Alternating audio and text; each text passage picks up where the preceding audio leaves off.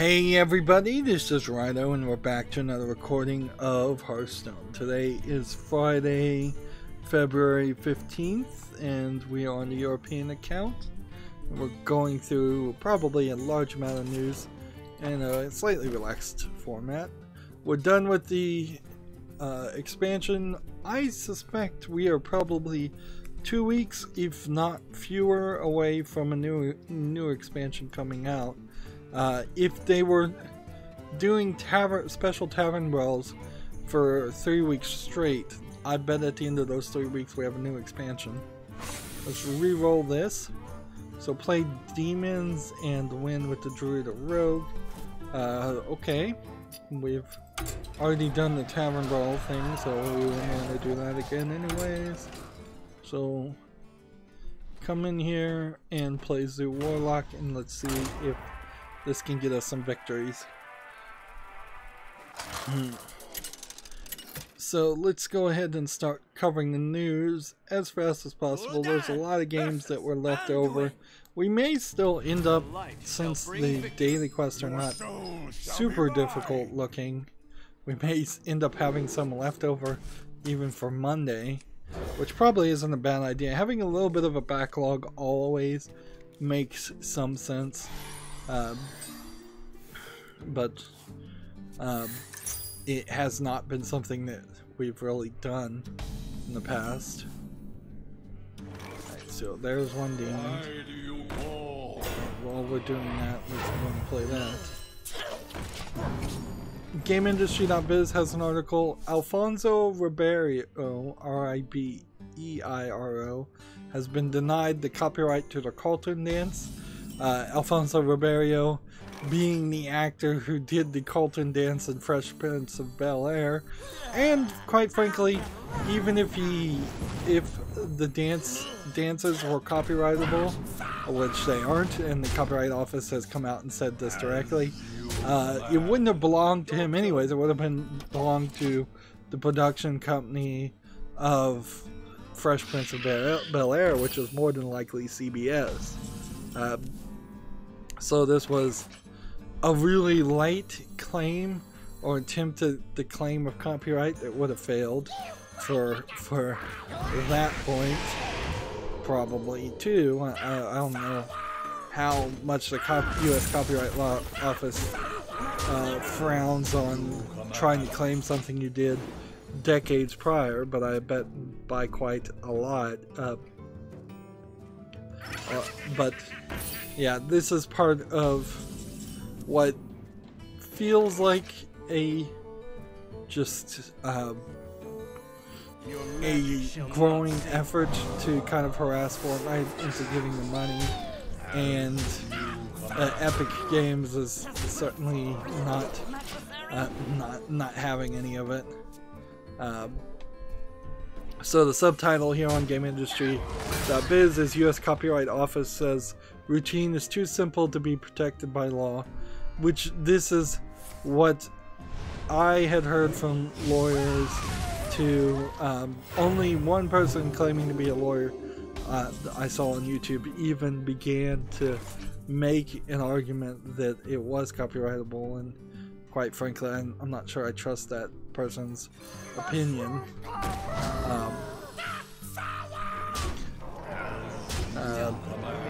And you of course can always find a lawyer that will agree with you.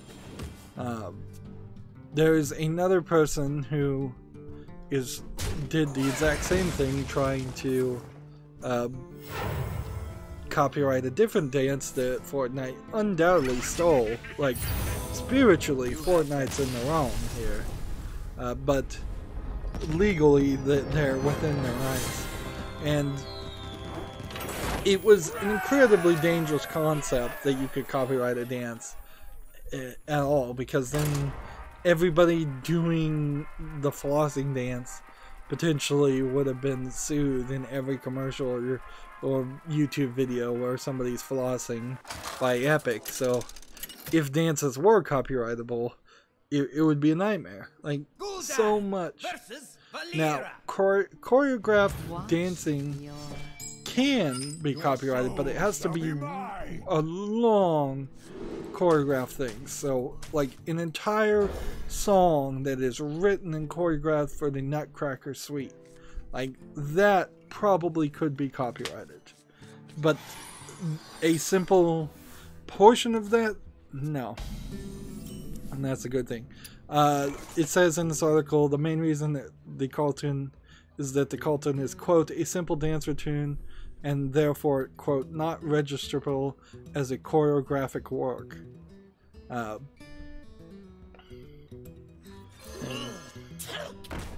I'm not sure if anybody would have really benefited besides the actor if that had been able to been copyrighted. And that's inherently the problem with copyright in general, is that you're giving this legal monopoly of what often are simplistic ideas or concepts to one person so that they can make money off of it while disenfranchising the rest of all of society. Copyright originally started from the idea of somebody writing a book and then somebody literally copying the entirety of that book and selling it and making a profit without doing any of the thought or thinking. And at that point, that seems fair. That a book, an entire novel, should be copyrightable. Should a haiku be copyrightable? Maybe. But as you get less and less words and less thought, like if I go, roses are red, violets are blue, my feet stink, and your mom does too. Is that something that, like if I had even said that correctly, is that something that should give me a legal monopoly to say that stupid rhyme and make money off of it and sue anybody else who repeats it, versus whatever value that stupid rhyme would give every 2-year-old on the playground who says it? Like, so yeah, we may have another story of another person, of if I have the name of the other person who was denied, but yeah, it's just gonna keep happening. Like trying to copyright dance routines. It's something Epic probably talked to their lawyers about and knew they could get away with. Which is fine. This next story is slightly concerning to me as a lover of the Bayonetta series. Gamasutra has an article. The Bayonetta 2 game director Yusuke Hashimoto has left Platinum Games. Let's go ahead and do the web peek so you can see his name. Yusuke Hashimoto. There we go. And there's Bayonetta's butt.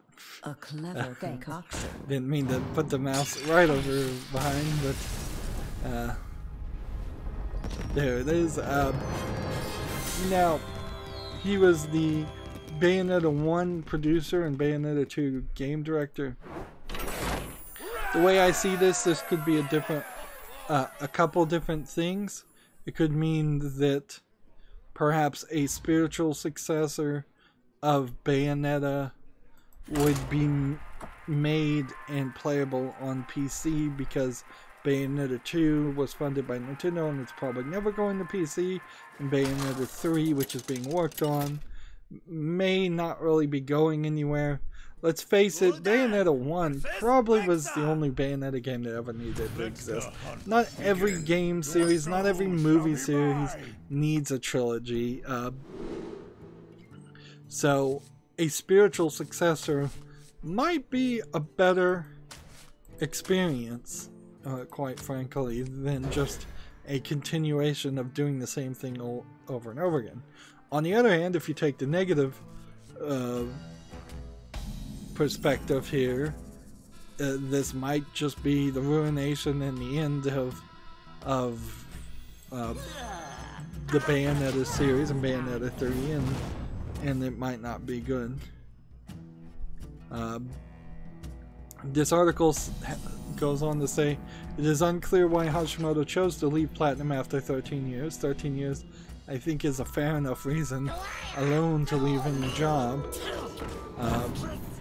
But he does suggest, but the veteran developer suggested he won't be hanging up his hat.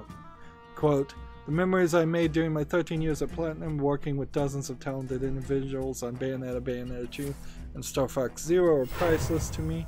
So I wouldn't be surprised if he got word that there is no Bayonetta 4 or Bayonetta 3 is cancelled, and we haven't been officially told of that yet.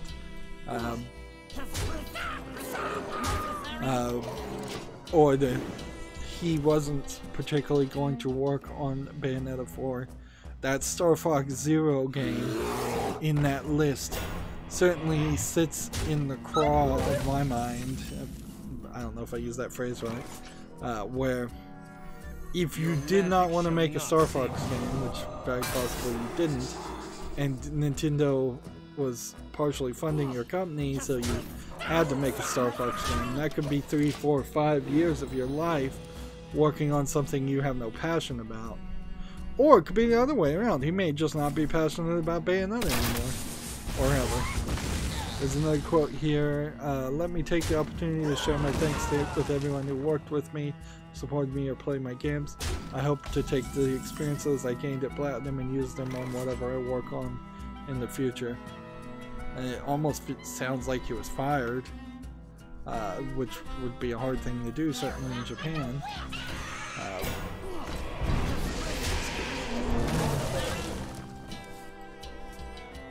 That being said, there's a slight concern for Bayonetta 3, but not a huge concern, frankly, because no man is an island, and with the funding of Nintendo behind it, if Nintendo really wants a Bayonetta 3 to be made, Bayonetta 3 will be made. And whatever the game director is bringing, very possibly will not be in danger of could be replaced. Let's see. We'll jump through this. Gematsu has an article, Tales of Krastoria, Aegis Luna, and Orwin, screenshots, Krista, Alba, and battle systems detailed. There's a lot of Japanese words there, so let's do a web peek. Where is my mouse cursor? Here it is. Yeah. Aegis, Luna, and Orwin, screenshots, Crest, Albany, and battle systems detailed, due out worldwide in 2019. And so yeah, Gamma Sutra in particular, kind of known for doing these little hype posts. There is one screenshot that caught my eye on this as I'm scrolling down here. There's what looks like a pirate anime girl that has like a tattoo on her tongue that she's showing off that looks kind of strange. Or she's eating something. I'm too far away from my screen to be 100% certain. Let's do this. Let's do this. And do that. And do that. It's a victory. So yeah, here's the screenshot. She's clearly pointing to her tongue, and I see like black lines. So she's either eating something or showing off. Of course, she's also conveniently leaning over and showing her cleavage. That was 15 demons and some victories, moving us up into rank 19. How are we on the other thing? 3 games with the Druid or Rogue. I'm gonna stick with Druid because I really wasn't doing much with the Rogue before, although Odd Rogue is different than the Rogue I have on my main account. As for what that game was, it's probably Tales of Questoria is a JRPG. So we'll have to see if it's good when it comes out and where on the list of the many JRPGs to play it lands. As far as how many I actually want to play, I'm not sure.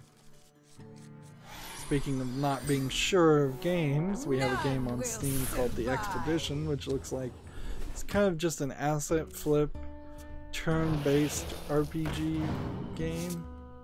Although I'm not sure if it isn't really just an infinite fight game without any actual running around an overworld or anything. Every screenshot seems to be kind of like it's trying to do a Darkest Dungeon mentality. This is 59 cents discounted. Yeah, it's kind of like Darkest Dungeon if Darkest Dungeon had nothing but fights.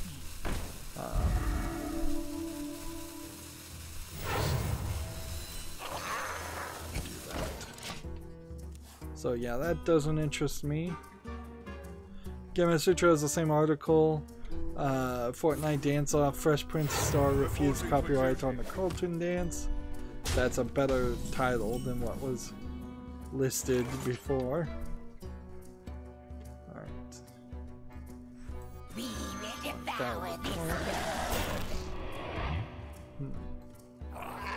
Just keep on trying to keep people on the field. Gamatsu has an article. Hard West is coming to the Switch on March 7th. It's due out alongside the Scars of Freedom add-on. Hard West, I believe, looking at this screenshot, is that XCOM-ish top-down strategy game set in the West. Yeah, it launched November 2015 and it's on Steam. So yeah, there's definitely a case that more and more games are coming to the Switch. It sounds like the Switch summer lineup might be particularly full of games, and then there probably will be more announcements for even more games when the summer happens.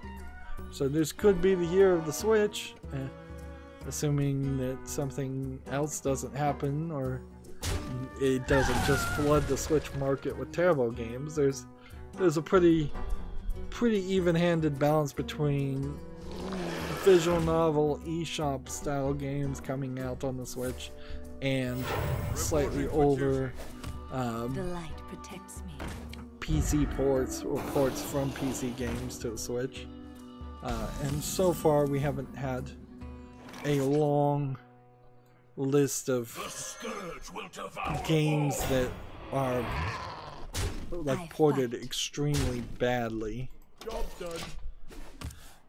Next we have a game on Steam called Extreme Truck Simulator, which looks bad. Like this screen is just like no texture at all, and then there's just like these blocks and walls of texture. Let's see, look at this video. You hit this jump and then you see all these walls and it's just random assets all over the place. This is $1.97 with a 1% discount. It's just like terrible. The scourge will devour all for the wild. So moving on. GameIndustry.biz has an article. Improbable hires the former EA DreamWorks executive as the new CTO, Chief Technical Officer, I believe that would be. So Lincoln Wallen, W-A-L-L-E-N, was the CTO for EA Mobile and DreamWorks Animation. So what a CTO actually does is probably just in charge of the technical divisions which, depending on your company, might mean a lot of things, might mean just one small IT department.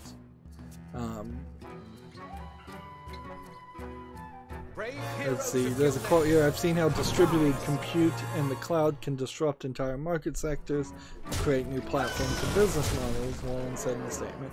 "Improbable has the potential to power this type of change in its game industry." So this really feels like it's probably a little too it's a little too inside baseball, it would be my guess. Well, I'm about to lose. So we're gonna have to see if we can save ourselves.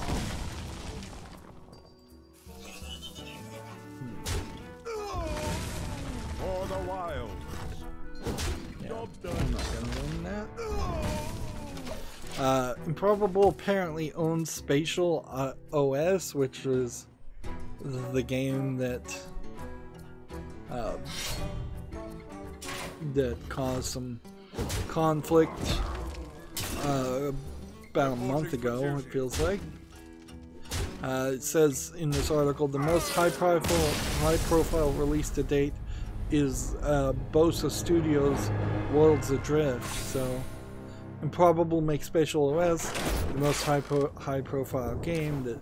To use it is Worlds Adrift, which I've heard of Worlds Adrift, but I could not describe it to you at all. Let's try Odd Rogue, I suppose.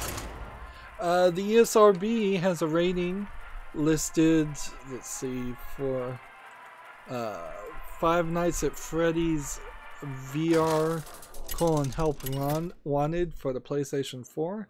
It's rated teen for fantasy violence. So there apparently is going to be either a new compilation of a Five Nights at Freddy's game on PlayStation VR, or just a new Five Nights at Freddy's game. Now, I really would have to question whether Five Nights at Freddy's has any more relevancy. But I imagine, you know, if Jacksepticeye or Markiplier or whoever, the big streamers that were playing the Five Nights at Freddy's games, came back out and said, hey, we've got a new one of these, it probably would still get some coverage and some play. Although I question how many people actually play the Five Nights at Freddy's games versus just streamers playing them for cheap content. Man, and if you want to talk about repetitive content, let's talk about all those Fortnite streamers just playing Fortnite. Same thing over and over again.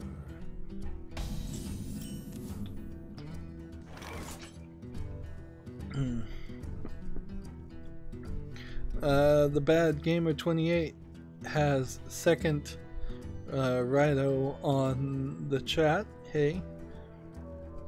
So the Bad Gamer 28 is the person who's been commenting on all the videos he sees on my channel, getting a lot more comment activity happening on my channel. Very much appreciated.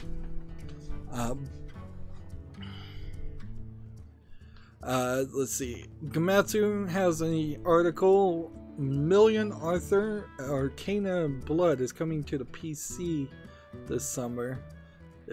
Apparently it's a fighting game, although I've never heard of this. Million Arcana Blood. Oh man, I hate that card. We've got a screenshot here. It was announced at EVO Japan. Looks like it's a Japanese fighting game of some sort. I'll watch this trailer and see if there's anything interesting. Game launched in Japan on November 27th in arcades, and then came to the PS4 on November 2018. So many but apparently it's not super well known to me, so it's probably not well known to a lot of people in the West. It says it's a Square Enix game. I see an anime boy with red hair in a 2D fighting game with a flaming sword. I see an anime girl with a bazooka with purple hair. I see an anime girl with a eye patch. I see an anime guy with red hair. Some of these characters look slightly familiar, so I probably have seen some of these characters before, but that does not really mean anything to anything. So like if we came over here and we just replay this, since this is just a trailer, and I'll just move the mouse over it, we can kind of show off. Moon Arthur Arcana Blood is coming to Steam. Wildcat Arthur apparently is a purple girl. Let's get the mouse out of there. That guy looks familiar. The rest of these characters don't. Thief Arthur, I know that character from that Tag Team Female Frenzy game. But yeah, so interesting. Speaking of SNK Heroines Tag Team Frenzy, it's coming to the PC on February 21st. That's the all-girls tag team fighting game that was kind of maligned a lot. I don't know if it really deserved it for what it was. It's not really designed to be a top-tier professional Evo sport fighting game. It's clearly designed to just be a fan service cheesecake game. Here we can do a little spotlight here on the characters. You can see it's going for silliness. It's going for cheesecake. It's not particularly explicit, even at that. I'm surprised that it is coming to the West though, because there's been so much pushback as far as having any kind of cheesecake, just lewd style games, particularly anime girls being lewded or being drawn in a lewd fashion, where, you know, video game quote-unquote journalist advocates complain about that. And it's like, oh, that's sexist. You can't have a fictional character drawn in a sexual light, even if the character themselves is that type of character and would depict themselves that way. Very puritanical way of thinking. It's being published via NIS America in the West, so now that that's coming to PC, that is an interesting thought. By the way, Senran Kagura Burst Renewal has a bit of DLC that apparently is accidentally for free, and the developers go, yeah, we set this for free accidentally, it's going to be free until this point. Or maybe it wasn't accidental and maybe it's just a promo. The thing specifically there, as somebody who doesn't really go into sales or DLC too often, in general, if you're talking a Japanese game like Senran Kagura, which again is anime girl, ninja girls fighting each other, and this is their newest one, Burst Renewal, so that's also a factor. When you look at that, those DLCs often are particularly expensive, and so anything free is something to think about and be aware of, because yeah, that just does not happen a lot of times. So I'm gonna particularly try and go in there and see if I can get the DLC for free now. Probably can't, because I don't own the software. So I don't know if it probably isn't worth buying the entire game at max price just to get one bit of free DLC. And I don't remember which part of the DLC is free, but you can go on Steam to Senran Kagura Burst Renewal. I mean, we might as well go on Steam and do that here in a second, and find the one that's free and see if we can you can add it, even if you don't ever end up buying the game. That really wouldn't hurt you much. This. You are not welcome here. What do we want to do? I think we're cool. +4 attack. Here and here. Yeah, I've gone down to 1. There's almost no way this is gonna end up badly for me. So we've got a game over here on Steam called Beat Blaster, which looks like another on-rails VR shooter game with some rhythm in it. Let's see. Actually, I wonder. yeah, it doesn't seem like it actually is a rhythm game this time. It just seems like it's an on-rails shooter. Is it in VR? Yes. It's $15.99. This might actually be a worthwhile game to play. Also, it might cost you to get motion sick really fast. This does, in all fairness, look like a better shooter game in VR compared to hundreds of stand in one place and shoot things VR experiences. So Beat Blaster is $15.99 with a 20% discount. Maybe consider it. I don't think, though, it's that interesting. So yeah, I'm not gonna bother to put it on the follow list. Okay. Let's see. Trying to find which one of these things of VR for Sunrun Kagura I will hunt you down. would be. Play all the cards. And take victory.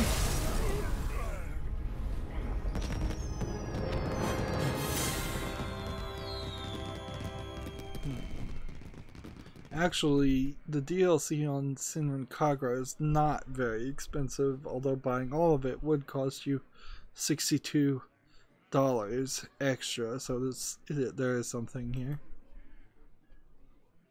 Okay. So, I believe this is the DLC that is free by accident. But quite frankly, I guess I should just go through all of... We'll switch back to Druid. Through all of the DLC and buy it. So it's... this is... hopefully still YouTube friendly. Yeah, we'll do that. So we have the Sunrun Kagura Burst Renewal Genshin character set, and there's a little bit of cleavage. We'll scroll past here real fast for these outfits. I imagine these are just outfits. Yeah, it says. No, it's entire playable characters and outfits. Interesting. Let's see. So I don't know the Genshin characters. I guess they first appeared in Shio Versus.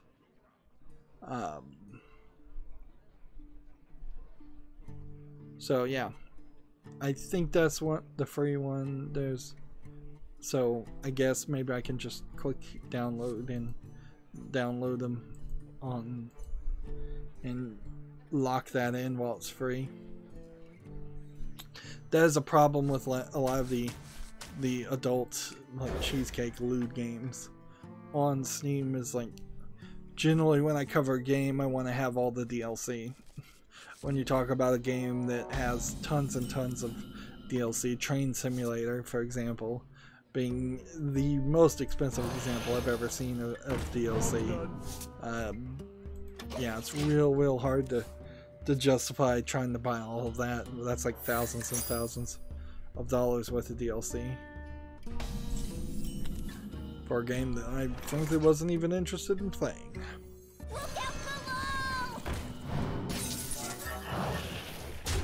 Gamma Sutra has an article, Common Problems When Translating Games into Japanese.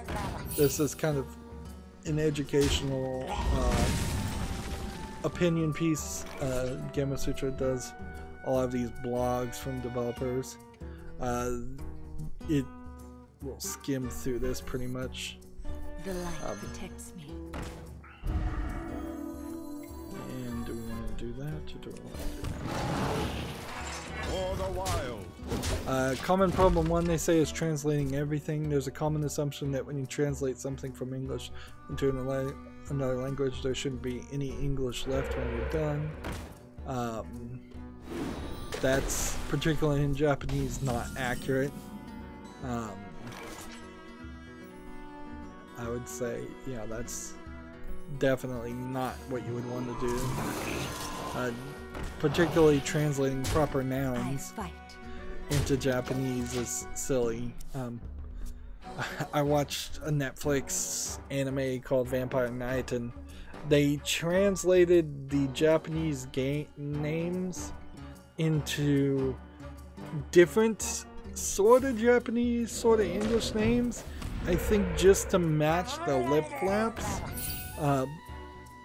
So one of the characters is named like Zero in the English dub, but his name in the Japanese is not Zero, and it doesn't, I don't think his name means Zero, and even if it did mean Zero, like it really wouldn't have changed any of the story too much. So you're watching subtitles that are translated from the Japanese. They're saying the Japanese names. Meanwhile, the game, the anime itself, is the dub is saying something completely different, confusing it. Common problem number 2 is translating everything to the extreme. So apparently, whoever's writing this blog is super,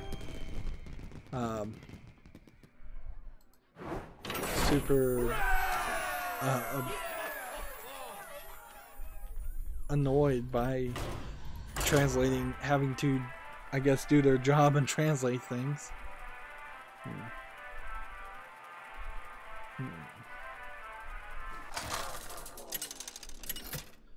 Common problem 3 is speech styles. Okay, common problem 4 is blindly trusting the accuracy. Your back. And then there's the summary section. So yeah, if you want to read that blog, and if you're interested in translating an English game to Japanese, there might be something there worth reading. Of course, I already spent too much time on it. Like, we've got so many games to cover.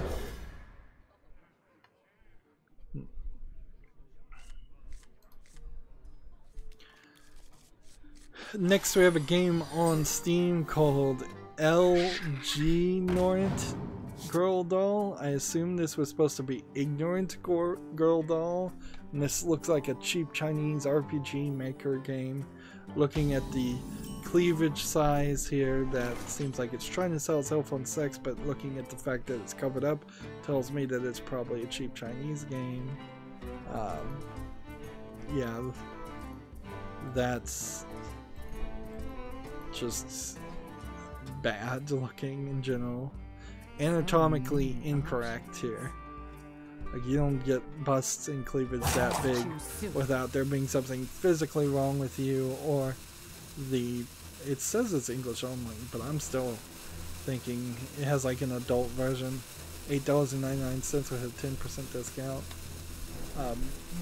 Yeah, without getting surgery or in some other way having something physically wrong with you, you don't get cleavages that big.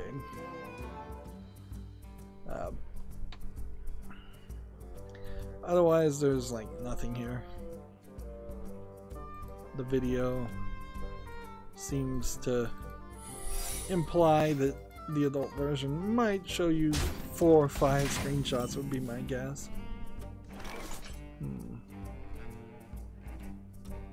It's odd that it's English only, because I do not believe that this is made by an English developer, a native English speaker, a Western company, Western developer. I wonder.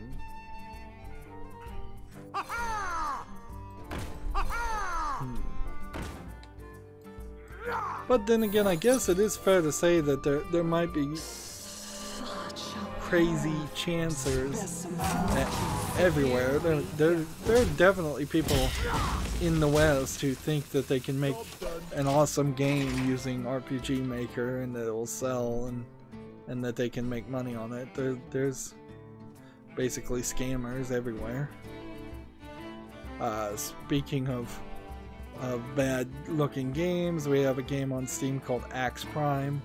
It has a little bit of an interface, but it really does look like it is just a random assortment of pre-bought assets of characters in what looks like a hack and slash game, which then doesn't really make a lot of sense that there's a one-on-one interface at the top, and you clearly, these backgrounds do not match the animation style of what you're getting. This game they're trying to sell for $17.99 discounted too, and this looks like an early alpha demo of a game, not a finished product. And it's called Axe Prime, for example, and you're swinging a sword, so the name doesn't even make sense.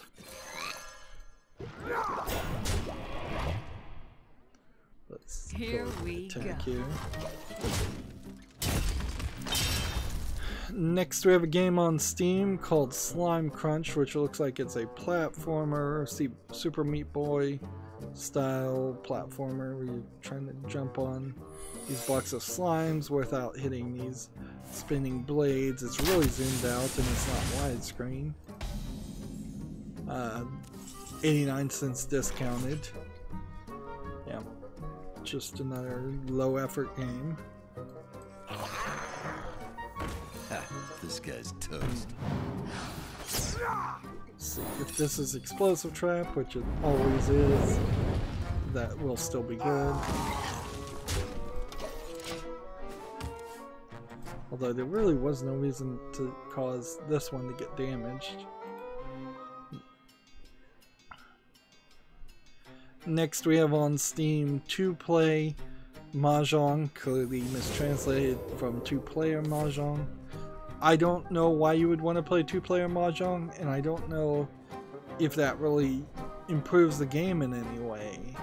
I've always seen people, when they're playing real Mahjong, playing 4-player Mahjong.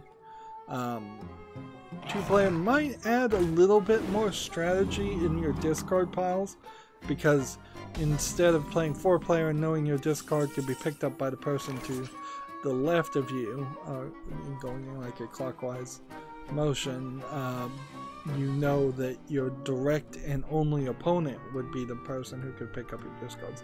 But it probably really wouldn't change most medium to low level play of people who understand Mahjong, which Mahjong is basically Gin Rummy. It's just an Eastern version of it.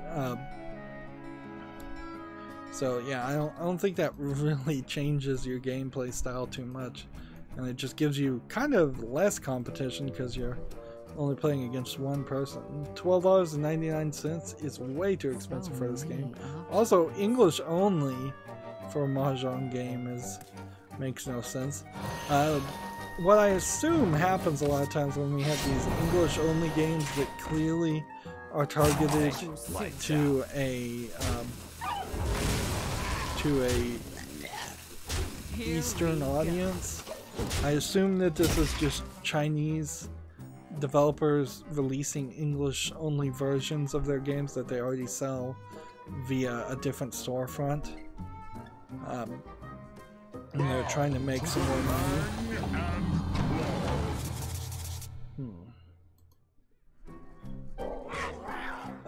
Next we have a game called SCP The Will of the Tale, and a bunch of Asian characters all around it. It says it's free to play, and it kind of seems all over the place, but there's enough polish here that it feels like this is potentially maybe something, so I'd be willing to follow this just to see what it is. Now this video looks like they just got a animated virtual YouTuber to promote their game. See, English language not supported though, so it's free, and it's Japanese only, so okay. So this probably is a terrible Japanese game, or demo of a Japanese game. But since English is not supported, I don't have to worry about it. Let's see. Mushroom power! What is this? Here we go. There we go. GameIndustry.biz has news. The AFL-CIO urges the game industry to unionize. The largest U.S. union federation publishes an open letter telling game workers to, quote, demand a stake in your industry, end quote. What is the AFL? It's the American Federation of Labor and Congress of Industrial Organizations is what the AFL-CIO, which I assume that was a merger between two unions at some point. This was a letter published by Kotaku, for whatever that's worth. There's a quote, this is a moment for change. You probably read the entire article. In the end, it'd probably be a real smart idea if everybody in the West and the United States in particular unionized. Like, probably a good idea if everybody everywhere unionized. Whatever pain companies try to inflict in the efforts to create a union will only be a fraction of the amount of pain that people in the future will suffer if you're not unionized, and quite frankly is probably only a fraction of the pain people have already suffered because they weren't unionized. Now, as a consumer, as a critic of video games, I don't inherently see the price of games going up any faster than they already are if every single video game developer unionized was a union shop tomorrow, because it's not really even an issue of pay as much as it is an issue of job stability and the upper management just holding on and gaining all the profits.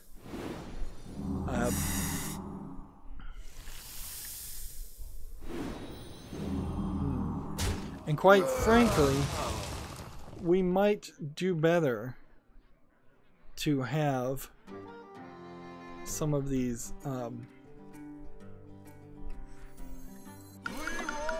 some of the corporations that exist now and make games, if they decide to just shut down and close shop instead of allowing a union to form. It's probably a good thing.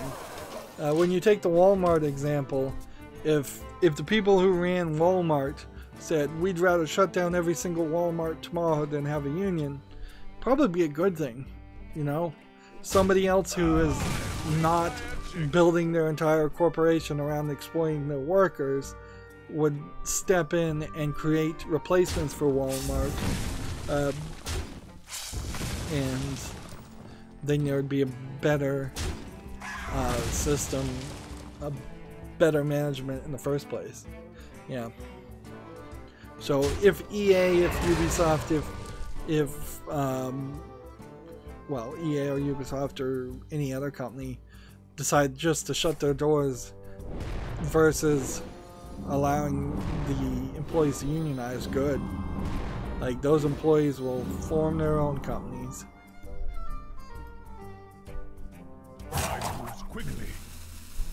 But I don't want to get into an economics rant, particularly when I know that there are so many rabid people in the United States that will argue against unionization for the dumbest of reasons.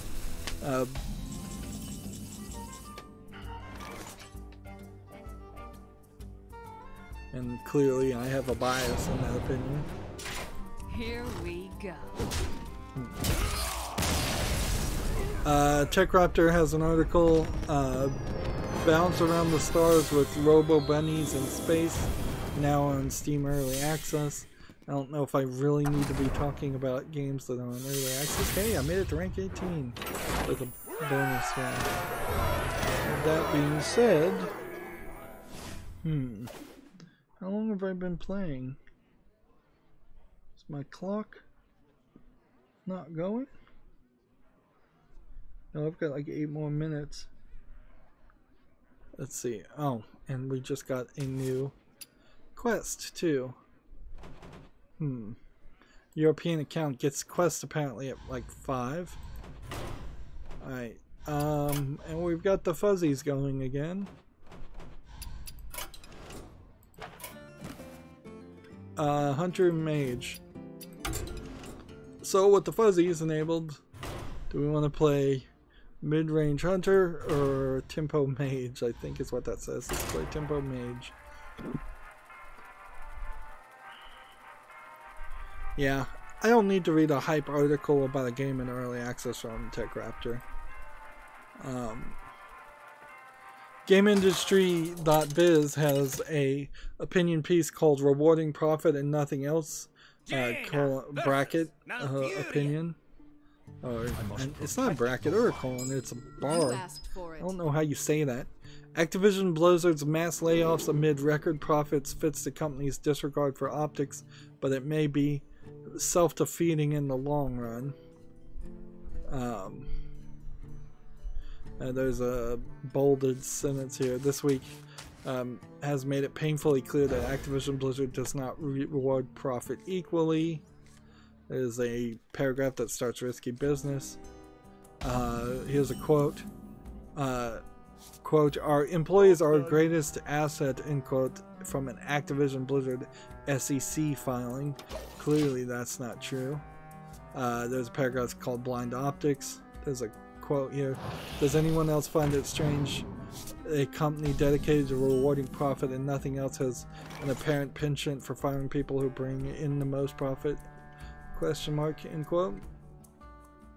So yeah, GameIndustry.biz, who for the most part does not put out opinion pieces at all, is particularly not happy about the layoffs from Activision Blizzard.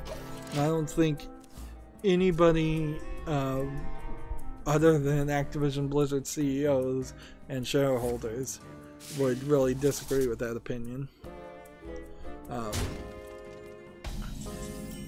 GameIndustry.biz apparently is going into, they're on a roll, or they were on a roll, so they're going into the opinion business more, because their next article is "Stubbornness over crossplay reminds us of the bad old Sony," and then bar opinion. "After opening up crossplay for major titles, Sony is now dragging its feet, putting smaller developers at a disadvantage and confusing its customers." And yeah, this article again, like we've already covered the Sony story of them not really allowing crossplay for a lot of people. So no real reason to read somebody's opinion piece on something I already know about.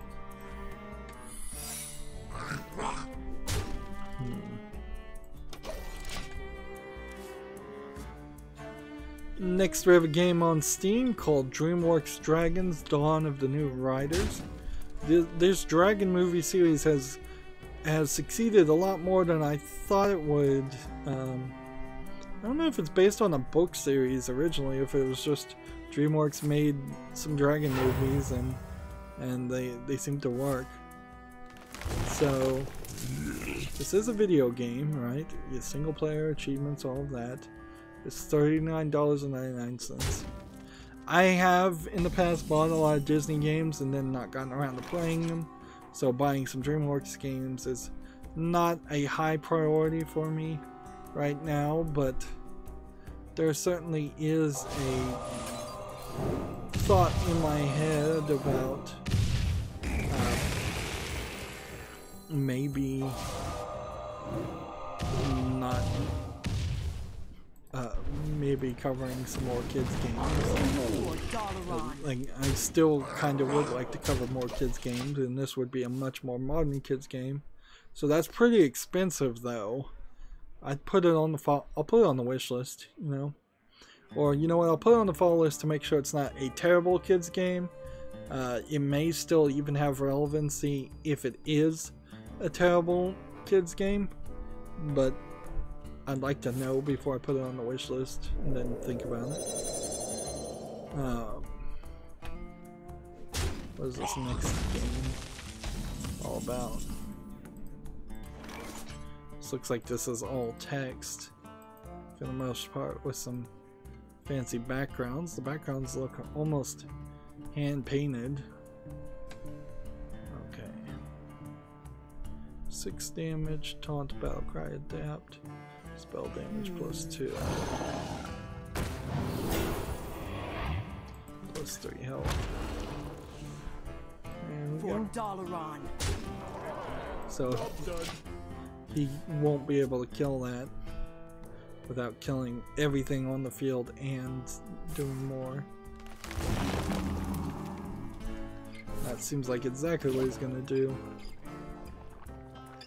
And he's gonna get mana crystals for it. Ooh. This is like a well played. So we have this game on Steam called Blood Memory Misspelled, and then a bunch of Asian characters.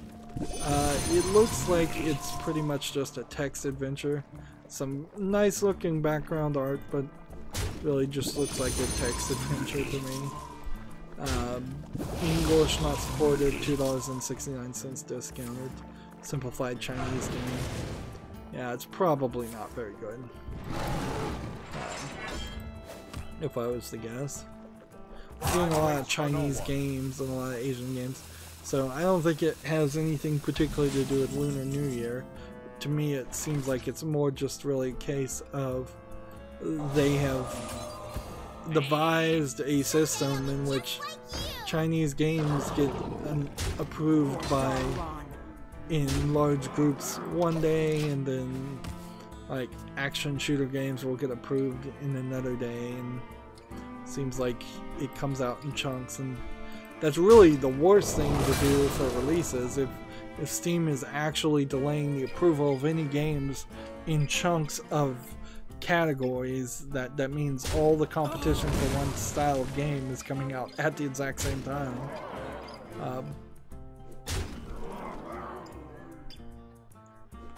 Let's see, I might be able to do this next turn.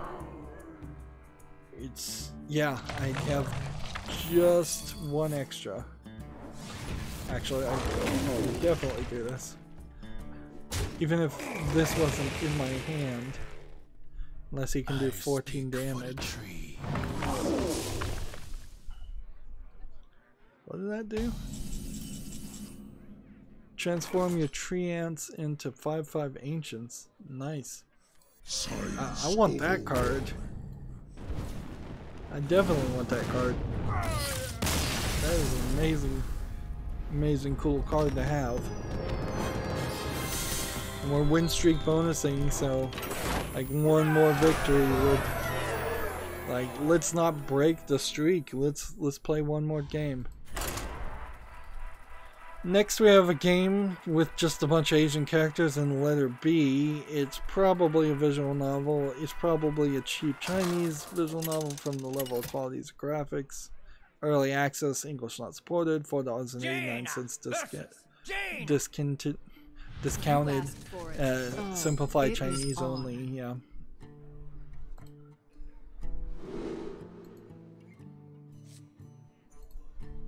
And yeah, we're kind of not anywhere yet on as far as covering all these games, but if it got close to the end of the stream, I could also just go through all the news again like I did last time and not worry about it.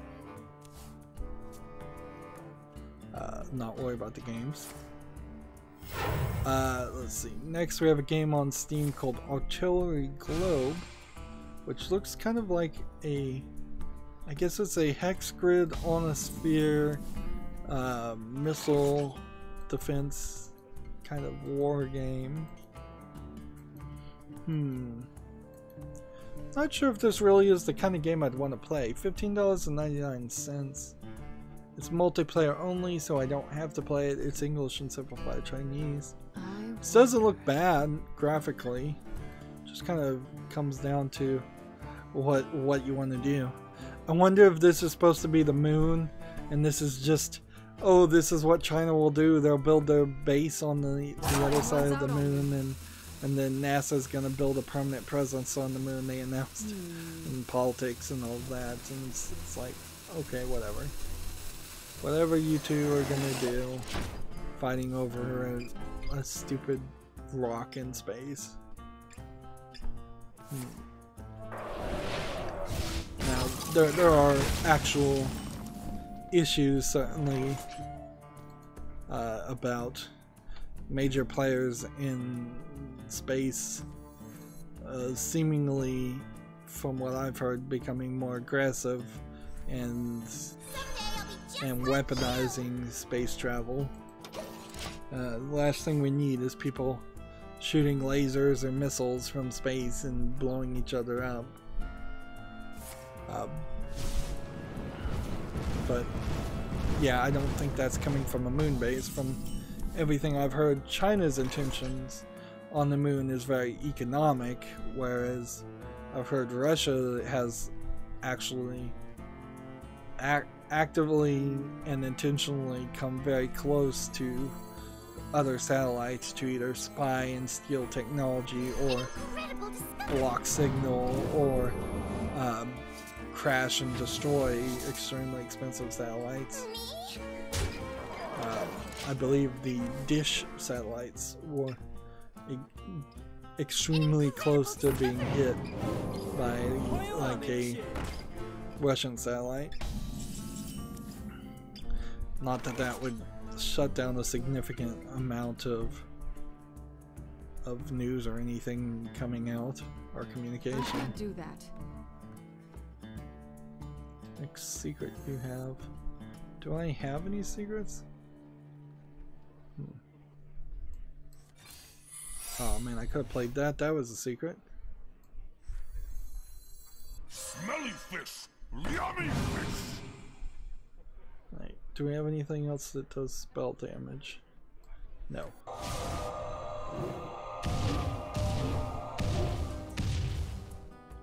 Me? I found it first. Well done. Let's see. Next we have a game from a article from Gamatsu. Yumi Susu Remaster has been delayed to June 13th in Japan, no longer planned for February. This looks like a Yuri Girls Love style visual novel. It's going to launch on the PS4, Switch, PS Vita, and PC. It's the quote bubbly cute girls love game development company adventure visual novel. Yeah, that probably reads a lot better in Japanese. But yeah, by the tags, it's a visual novel. And the master probably indicates that it is a remaster of a previous game.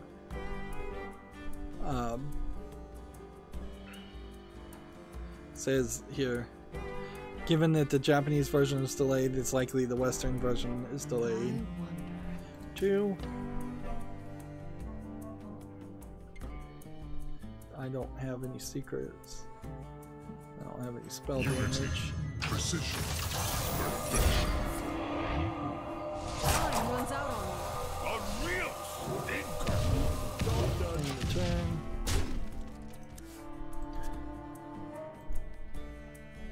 Let's see. Someday I'll be just like you. Let me just scroll down through this article and see if it's really worth mentioning. Or it probably isn't. Gematsu has a different article. Yokai Watch 4 details Navi Wolf yokai and 4 new yokai, or yoki actually. That's yoki and that's yokai. So yeah, the Yokai Watch series still a thing. I'm not sure it's ever really been a major popular product in the West, though, as something that's sort of like a Pokemon competitor, but it's with Japanese ghosts, so it really never stood a great chance to compete against Pokemon. Digimon, I think, probably stood a much better chance because it had a cartoon with it. Right, we've got a victory. Not quite yet, but A real stinker. in return.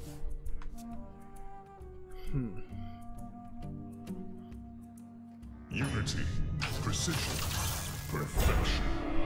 The future is ours. I wonder why he didn't merge that. He didn't. I guess that gives him more health.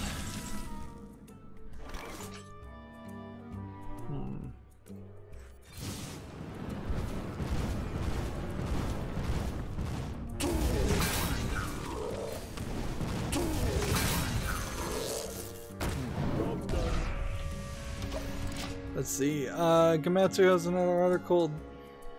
Dead or Alive 6 Deluxe Demo DLC character Maya Shiranu from King of Fighters 14 and more announced. So we have a new character for Dead or Alive 6. Dead or Alive 6 seems like it is lining up. It's due out for the PS4, Xbox One, and PC on March 1st. Yeah. I think I am learning that the Dead or Alive series is probably a series that would beat out Street Fighter as far as fighting games. Like, I think I'd much prefer to play the Dead or Alive series at this point. Let's see. Crackdown 3 is now available for the Xbox One and Windows 10 via Xbox Play Anywhere and Xbox Game Pass. Unfortunately, Crackdown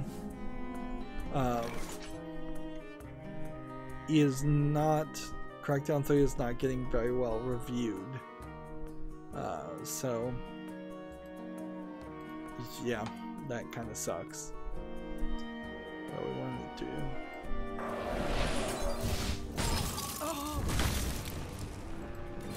I should have attacked that guy for a couple different reasons.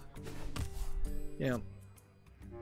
Feels like I watched a Giant Bomb quick look of Crackdown 3, and it feels like the problem with the game is that it is just got repetitive missions. The story doesn't really move forward in any way from the ending of Crackdown 1. I don't think Crackdown 2's story really moved forward in any way either. And it's just kind of more of the same instead of improvements of the same. That broke our streak too, so this is where we'll end this recording. And I guess Terry Crews really doesn't do anything to save the game, which is not super surprising. Seems like Crackdown also has an odd multiplayer that's a completely separate executable, which is never a good sign.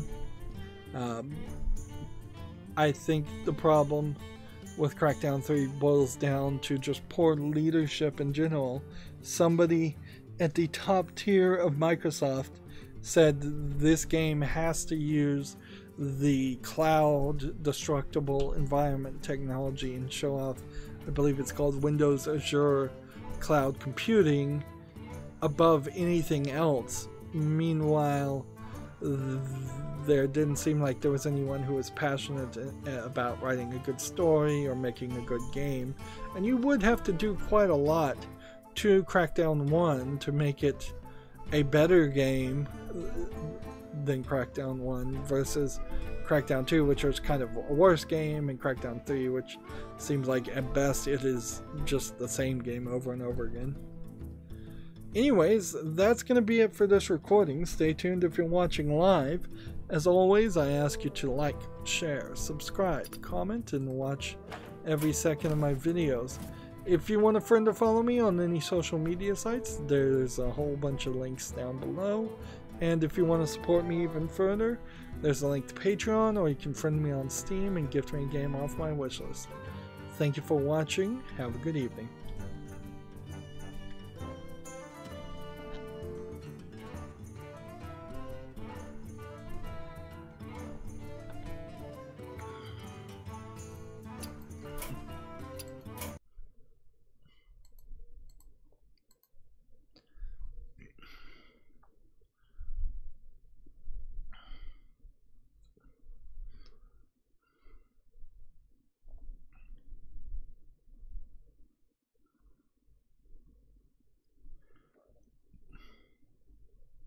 Welcome!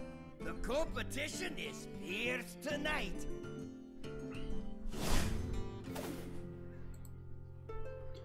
Hey everybody, this is Rydo, and we're back to another recording of Hearthstone. Today is Friday, February 15th. We're on the Asian account, and we've still got tons of news to talk about and games to talk about. We've had kind of a backlog this entire day. Let's see, do I want to keep 2 victories of any class or get rid of this? I think you get rid of this, because then if that had replaced it with a 60 gold quest, which I'm taking notice, I've re-rolled a quest on both my Americas account, my European account, and now the Asian account. None of them have re-rolled into a 60 gold quest.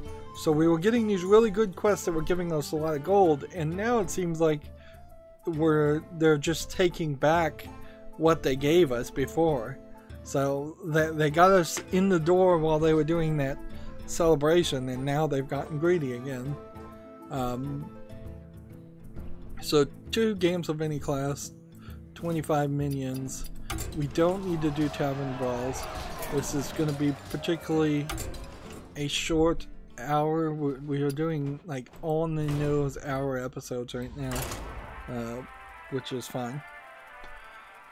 So let's go and start covering these games. We have a game on Steam called Faraghanarok, whatever that, however you pronounce that. This looks pretty random and weird looking, and it looks like kind of MS Paint graphics, so I'm not interested. It's early access, 89 cents discounted.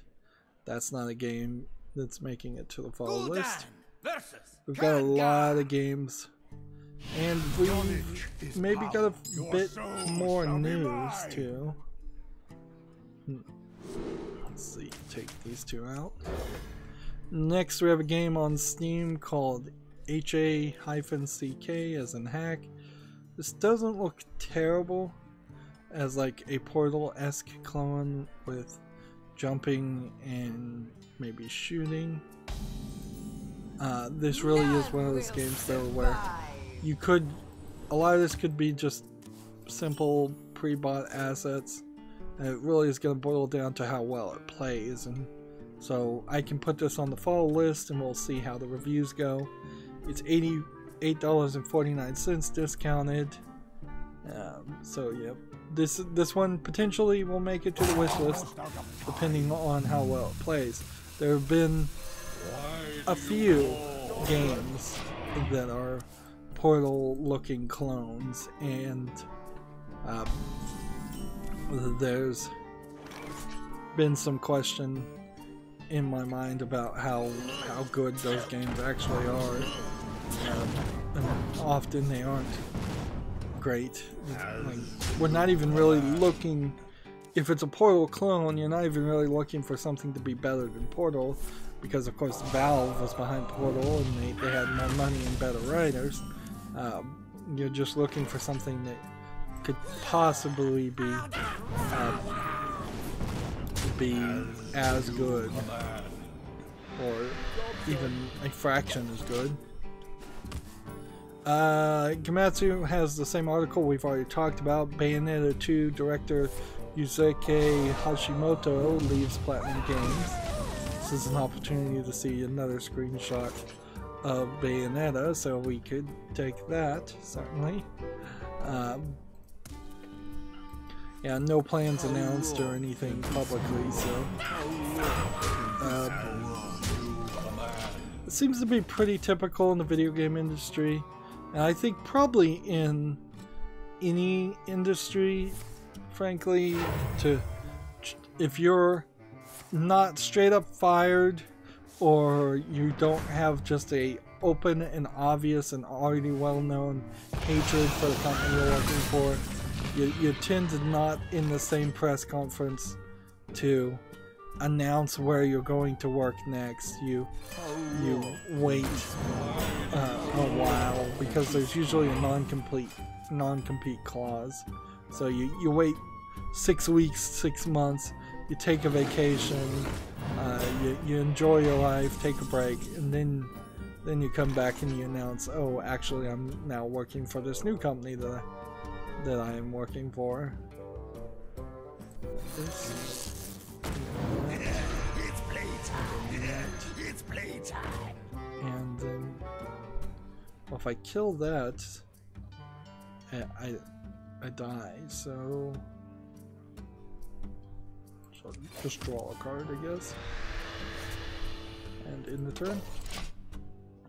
Gamatsu has another cool That Game company's game Flower is now available for PC. This game was launched for the PlayStation 3 in 2009, and it's kind of like a floating flying simulator, I think, if I remember it correctly. It's been 10 years. It's ridiculous, certainly. We can show up the screenshot here, that a game has to wait 10 years to come to PC, or decides to wait 10 years. I'm not sure if it really had to. Yeah, that's just not the way I would like to see the world work if I have a chance to affect the world in any way. So do I want to discard a card? Or do I want to kill something? I need to make room, so it wouldn't kill me to kill something. There we go.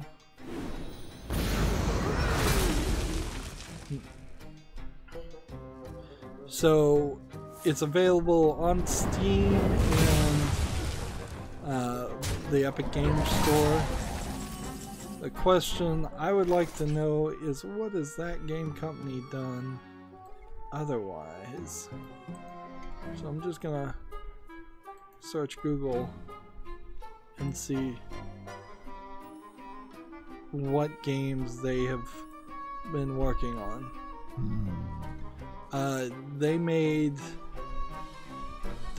They're making a game called Sky. Let's see. Okay. You cleared the field. That sucks. Alright, so they have a game called Sky, which they're going for very simplistic names here. That's coming out for the iPad and iPhone and Mac and Apple TV. Take flight with your friends above the clouds in a new social adventure game. They have Journey, which I would have loved to see that come to PC.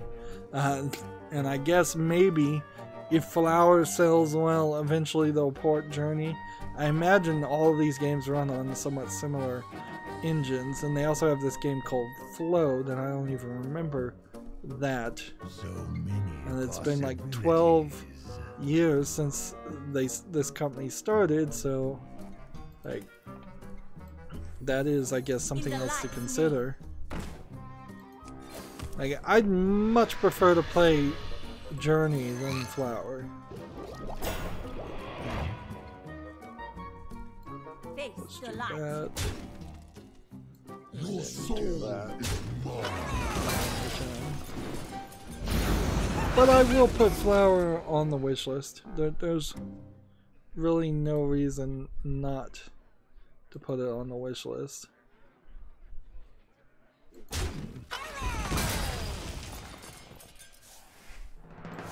So yeah. GameIndustry.biz has the same article. Yusuke Hashimoto departs Platinum Games. We already talked about that. We don't need to talk about that again. Discard a card. Can't discard a card if we don't have a card. Your magic shall not save. TechRaptor has an article, Nintendo 213 recap on Nintendo Direct. So this is just a recap of the Nintendo Direct. I actually did sit through the Nintendo Direct earlier today. It was probably a waste of time, quite frankly. This is the one point where you could just have journalists recap it in an article and save yourself time versus watching the entire video. That does imply to me that I very possibly, when E3 happens, may not decide to sit through the E3 streams. The thing about E3 though is that there's so much being said from the multiple presentations that watching it all as it happens is not really any more time than looking at dozens and dozens of articles. Whereas the Nintendo Direct boils down to about 6 game announcements and that's it. So Super Mario Maker 2 was announced.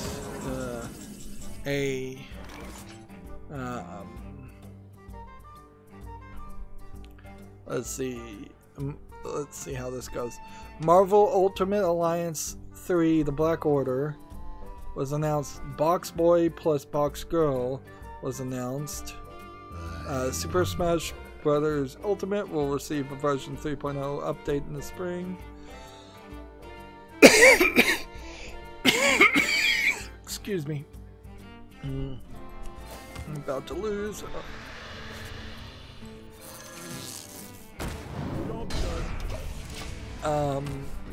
Let's see. Captain Toad Treasure Tracker will get a free update. Bloodstained Ritual Night had a demo. It's coming out in the summer of 2019. A game called a Western port of Dragon Quest Builders 2 is coming out. Dragon's Quest 11 will launch worldwide on PC and PS4.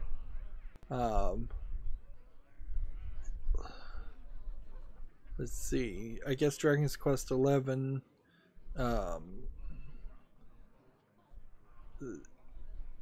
S for Switch version, Echoes of Illusion, Elusive Age Definitive Edition will be coming to the Switch in the fall of 2019. So a kind of Switch version of the game that probably has not as good graphics, if I was to guess. It's coming out. A game called Disney's Tsum Tsum Festival. TSUM. It seems like it's kind of maybe a Mario Party game. Starlink Battle for Atlas will get an update. Rune Factory 4 is coming to the Switch later this year.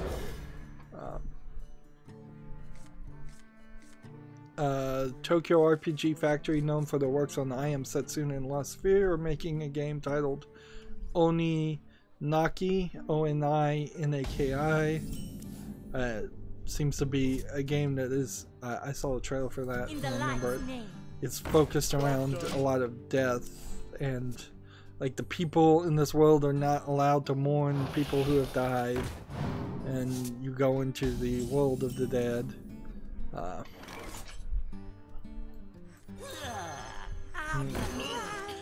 It might be like a weird Japanese take on that movie Coco. Was that the name of it?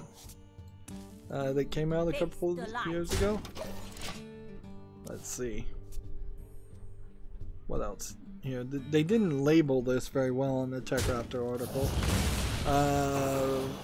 More talk about Fire Emblem Three Houses.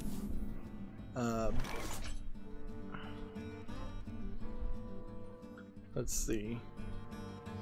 Dead by Daylight is getting a Switch port. A game called Daemon X Machina, a stylish mecha game, is coming out. Grid Auto Sports will get a Switch port. Apparently EA, Ubisoft, and Square Enix got a moment, which is probably just a straight up slap in the face to Sony, who's not been really supporting third-party developers. Unravel 2, Assassin's Creed 3 Remastered is coming to the Switch. Final Fantasy 7 is coming to the Switch. Final Fantasy 9 is on the eShop. And Chocobo's Mystery Dungeon Everybody will arrive on March 2nd. And then the big ticket one is the remake of Zelda Link to the Past, or The Legend of Zelda Link's Awakening, which was a classic Game Boy title, which I probably never played. So if I were to get a Switch at some point, which is a big if, that would probably be a really good experience to have, and it's undoubtedly a really smart move for Nintendo to start bringing back some of the older Zelda Game Boy games on the Switch, and just bringing back some of their older games and remaking them in general. But yeah, this article, there's a game from Platinum called Astral Chain. We'll get more information about all of these games and more, because I'm pretty sure I missed some in this article, because man, I just needed a list and they did not bother to give me a list in an article titled the Nintendo Direct 213 Recap. That being said, I probably opened dozens of other pages talking about what was announced, so that I may come back and have more news to talk about that. Let's see, can I show off this one? Who goes there? Let me just look at the screenshots, because this one is tagged sexual content. Yeah, this one looks family friendly, at least on the Steam page. It's almost a magic shall not save apropos title too. We have a game on Steam called Steam Prison, which is a visual novel from Manga Gamer, tag sexual content.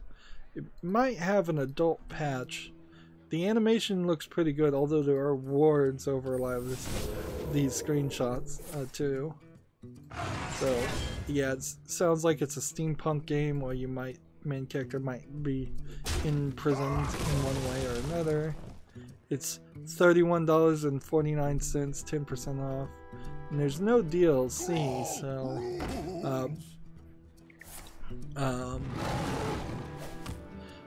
intense graphic violence, non-consensual sexual violence, and various forms of abuse. Okay, so that is that. Full audio in Japanese, which is interesting. So where do I go with a visual novel like this? I probably should put it on the follow list, because I want to see, this is probably a game for that price that either is way overpriced or actually really good quality. Looking at the animation, it looks like it might actually be pretty good quality on the scale of visual novel games. In the light's name. Now, of course, if you're not interested in visual novel games, that's not going to change anything.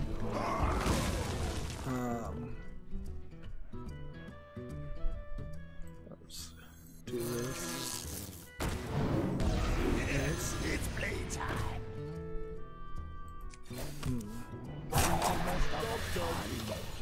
So yeah, Steam Prison goes on the follow list until we can get some more information about it. GameIndustry.biz has an article, Tiny Build raises $15 million in Series A funding. Funds to be used to increase staff, build more franchises, and invest in more innovative gameplay. Tiny Build is the publisher of Hello Neighbor. I think they're probably going in the wrong way. This article says the company declined to comment on who the investor was. Because Hello Neighbor really was just a flash in the pan success because of streamers, and I don't think it's really that good of a game. And they are already making an MMO out of it. I guess I need to play something different than the Warlock. I was looking for victories, so let's just try this. Hunter, you know we haven't played Paladin in a while. Let's just try out Paladin. Keep it interesting. So yeah, in the long run, Hello Neighbor, Tiny Builds needs to make something besides Hello Neighbor and prove that they can actually make other games and good games and grow into a company that exists for more than the reason of just accidentally being lucky. That being said, getting funding also opens you up to growing too big too fast and potentially having investors ruin your company. But I guess in this case, this might be the closest example of where funding and investment should happen, where literally a company that probably had no chance otherwise of ever growing big has been won the lottery basically to so that they can hire new employees and see if they can make a company out of it. But boy, is that really gambling more than it is investing. It's the equivalent of just handing a random person $100 and say, come back in a month and give me as much profit as possible from this $100. The light dims, but we fight. The light protects me. The battle! The battle! These characters talk about the light too much. Next we have a game on Steam called Escape Lala, which looks like an old school hard point and click adventure game. So if this is a brand new game, it's selling itself kind of on the love of old school things. It's free, so the price is right. I love point and click adventure games. If this was something you had to pay for, I might put it on the follow list. Unfortunately, I have no real reason to promote or review games that are free anyways. So if you want to play Escape Lala, it is here and it's free, and that is that. You know what? I might just add it to my got free list anyways. So I'll have to let's come over here and see if this developer has developed anything else. No. Now. And so I guess I'll add it, but then add it to the got free list.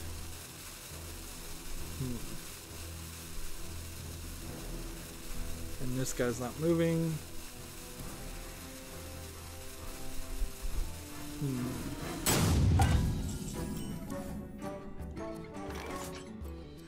Handle it! There we go. To battle! I fight. Let's hit that guy. To battle! Repent. Next we have a game on Steam called Clocker, and then a bunch of Asian characters. Although this animation style really doesn't strike me as an Asian game, and it seems like it's maybe a time manipulation RPG, story-rich adventure. Yeah, maybe more of a puzzle adventure, point and click adventure style game that really wants to admit $11.99. It has a digital art book and a soundtrack bundled. Yeah, I don't get the Asian characters though, because when you look at the languages, it's like English and traditional Chinese. So either this is a good Chinese game, which would be a rarity, and I definitely want to put a good Chinese game on the wish list for $11.99. Or it's just been oddly translated, so the English page has all that information. I'll put this on the follow list though, and we'll just see what happens. See what the reviews say. It still has that opportunity to look really good and turn out to only be 5 minutes of actual gameplay, or in some other way not really good quality. Speaking of not good quality, we have a game called Spork the Maniac Utensil, which looks like MS Paint level graphics for some platforming game of some sort. $7.99 with a 20% discount. Ridiculous. Yeah, I am in no way interested in that game.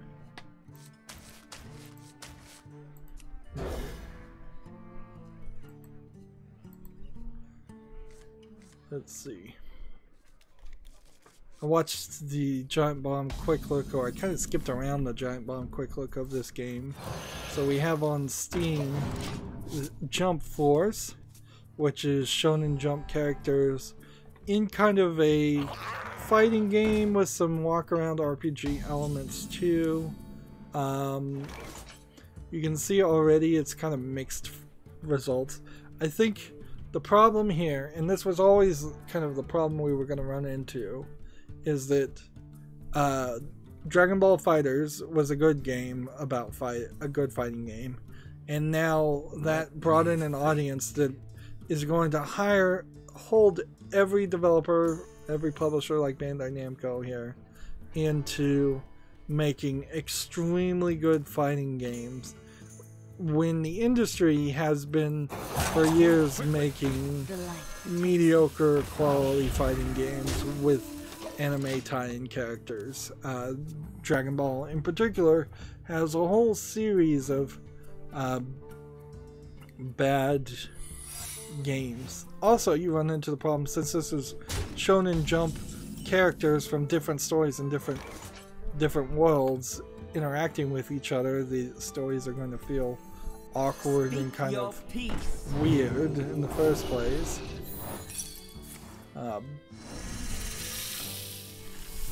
I fight.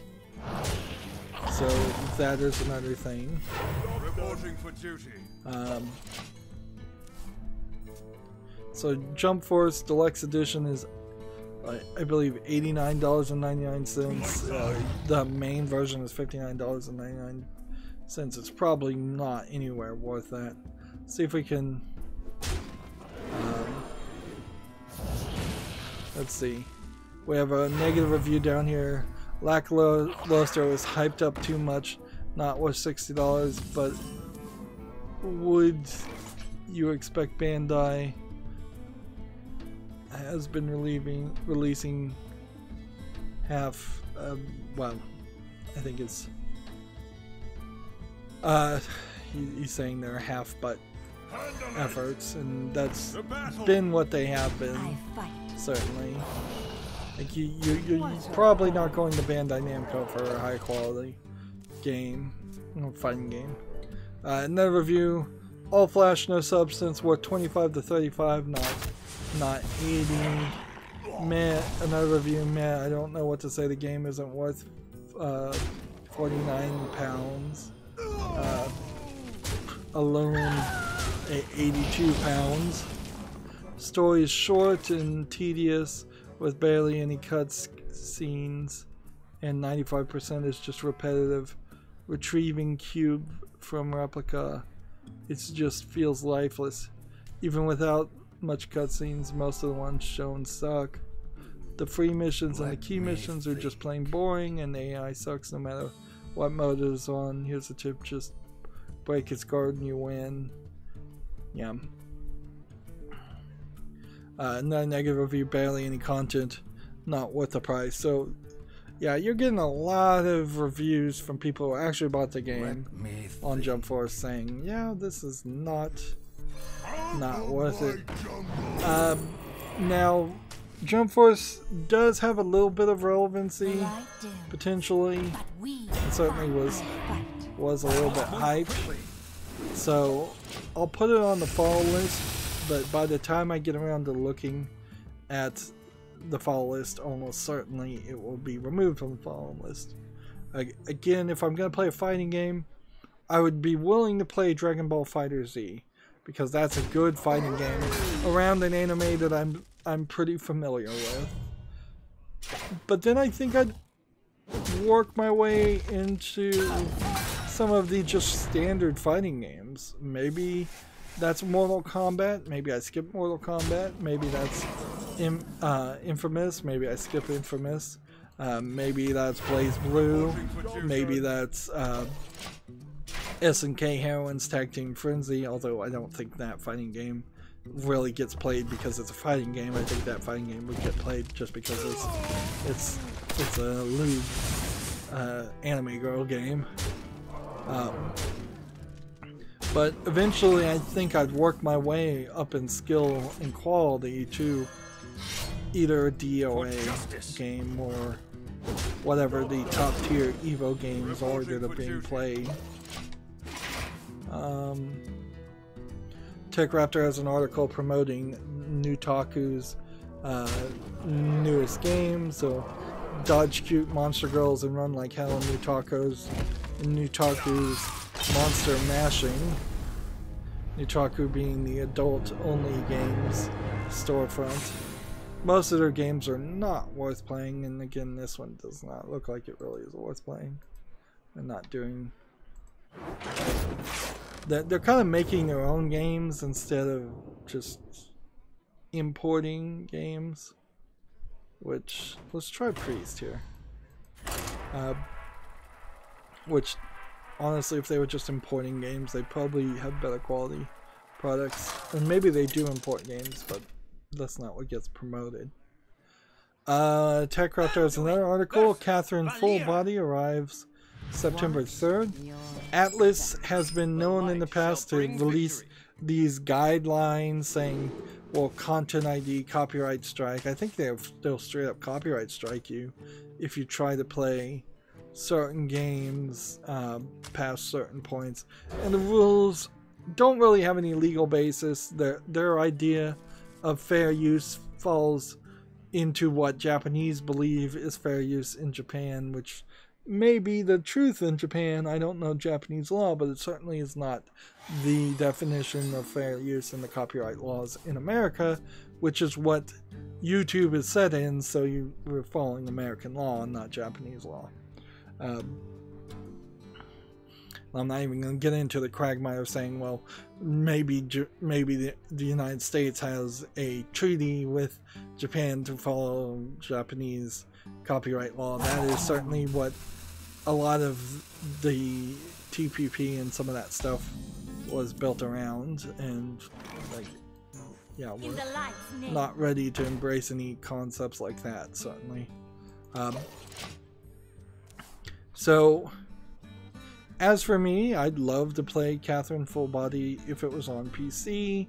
It's not, and it probably won't come out for PC for a while.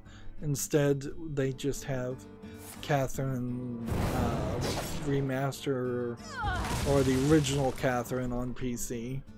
And I guess I haven't seen any guidelines saying you can't stream the PC version of the original Catherine.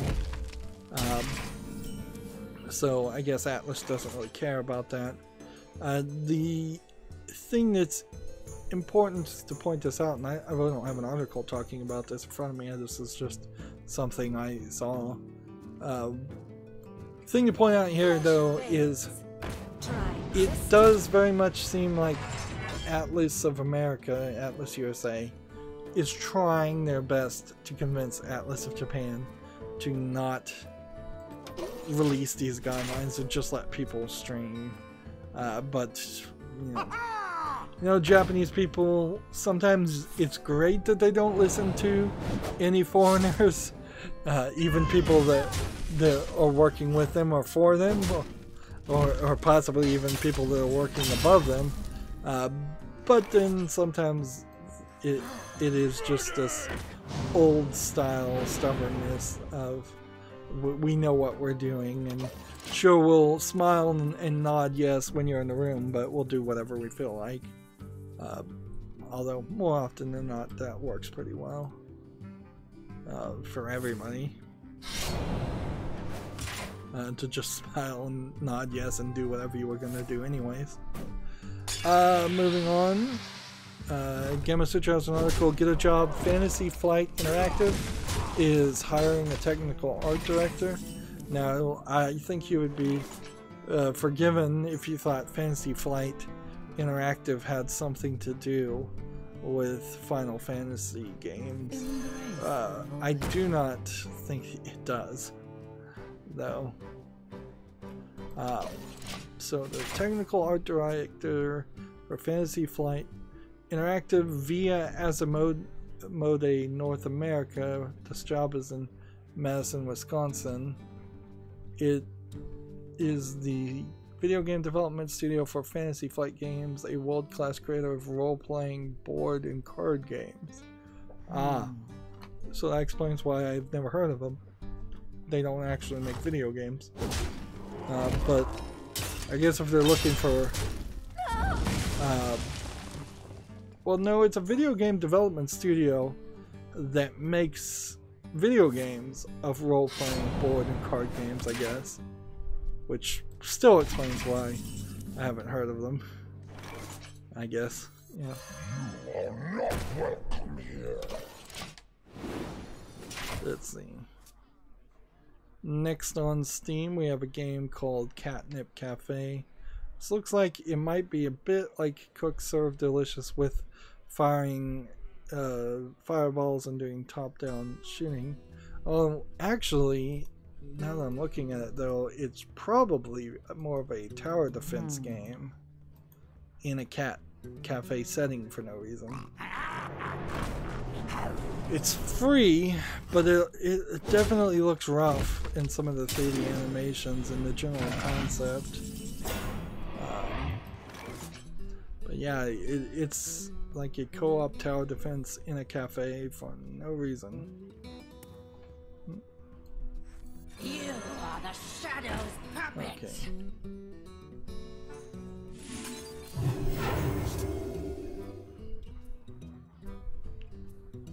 And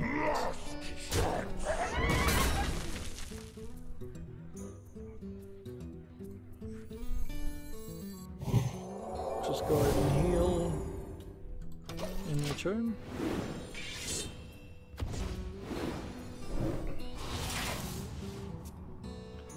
Next, we have a game on Steam called Cavern, C-A-V-Y-R-N.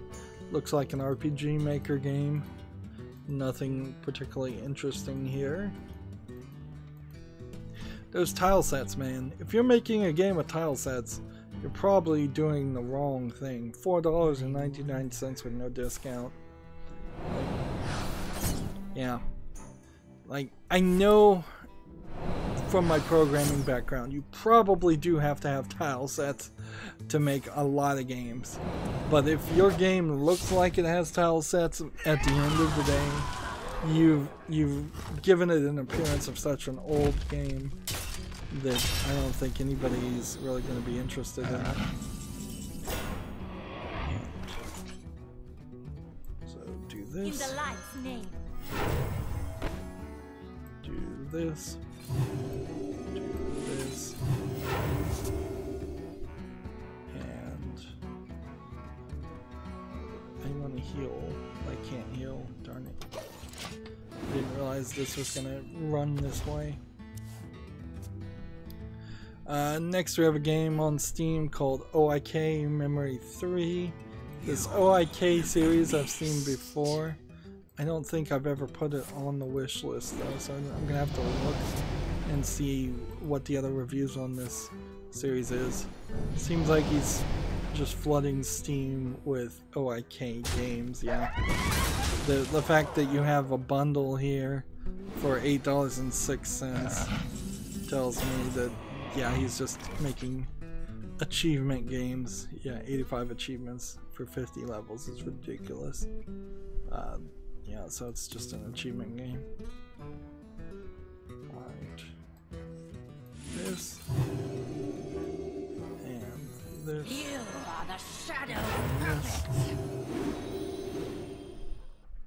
puppet. And what do I want to do?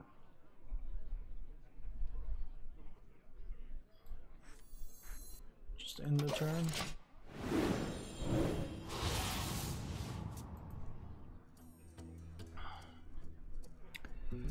For the about 100th time, TechRaptor has an article here. Violent video game study finds no link to increased aggression. This has happened like 100 times at this point. This is a new study from Oxford Internet Institute of the University of Oxford, stating, quote, violent video game engagement is not associated with adolescents' aggressive behavior, end quote.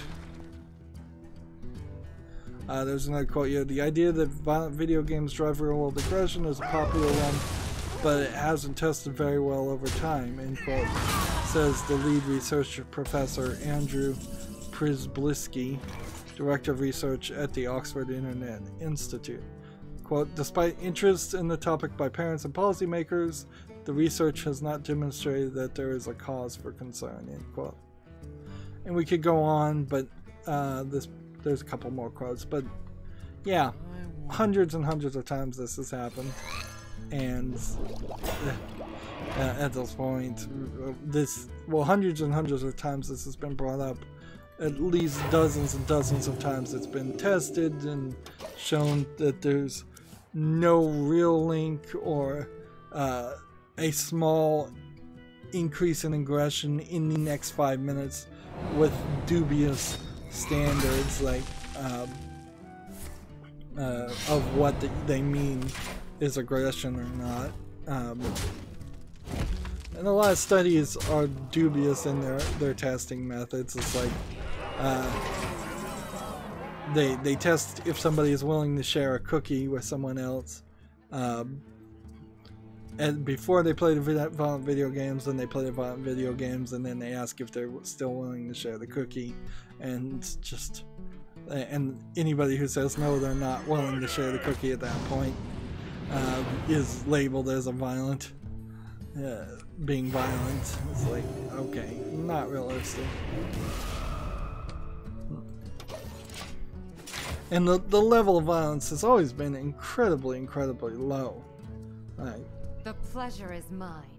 This is just it has always been just an NRA talking point.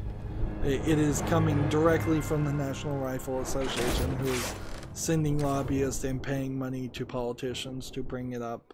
And they're probably sending lobbyists and paying politicians to also, or they're also probably sending lobbyists and paying news people to bring it up, although it does seem to get clicks.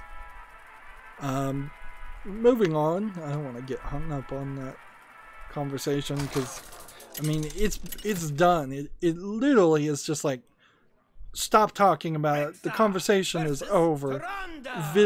Violent video games don't make people violent. It doesn't. Period. Doesn't need to be tested anymore. Doesn't need to be talked about. It doesn't happen. You know what makes people violent? Violence in the home. Violence in the classrooms. Violence, behavior, and aggressive behavior by bad teachers and bad parents. You wanna deal with that? Violence in your neighborhood. Living in a bad neighborhood. That increases violence. Job's done. Poverty increases violence. Deal with those things. Quit talking about video games.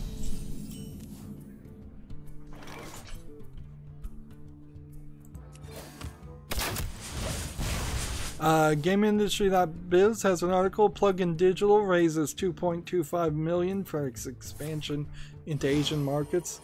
In light of recent growth, distributor plans a new strategy for publishing label Palladius. Let's see. Plug-in Digital. Yeah, there's nothing in here that's really telling me what Plug-in Digital has made. I know the name, but there's so many companies that have names that sound familiar. Being able to remember what game that developer actually made is basically impossible. Game Researcher has an article. We already kind of talked about this. There's a report that Netmarble and Tencent could buy Nexon as part of a consortium. So yeah, we had already kind of talked about that. The owner of Nexon doesn't want to be in the video game industry anymore because of what he calls too much volatility is the word I'm trying to say. Too much volatility in the industry, so he wants to get out and so, but unfortunately Nexon is South Korea's biggest video game company, and there's no other South Korean company alone that can buy them out completely. So Netmarble, being a South Korean company, is going to Tencent, the Chinese company, to ask for help as far as funding to be able to afford to buy the game, company. Let's see. Misdirection. Or destroy. Or just attack here. Yeah, if I do this, that shouldn't be too bad. Next we have a game on Steam called My House, which looks like a kind of ugly looking architectural simulator game. There are better softwares out there, certainly, to do this kind of thing. There's no reason for it to actually be a game. There's definitely designing software. Maybe that designing software is really expensive, but it makes a final product that is much more relatable to and visually appealing. And that's not the name of this game. Interesting.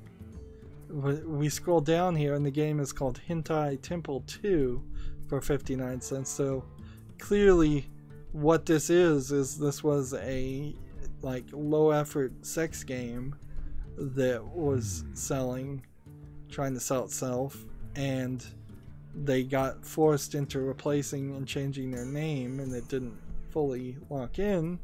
Either that, or this is just straight up a bug. Either way, this is not a game that would make it to the follow list. So, but that is kind of striking that would be even a possibility that you have a different name from what it is. Unfortunately, Steam is pretty common to do that kind of stuff. They will just allow you to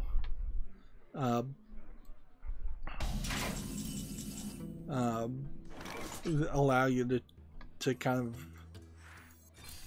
make instant fast changes to your description or your name, when somebody should be looking at that and approving your changes, so you're not doing a bait and switch scam.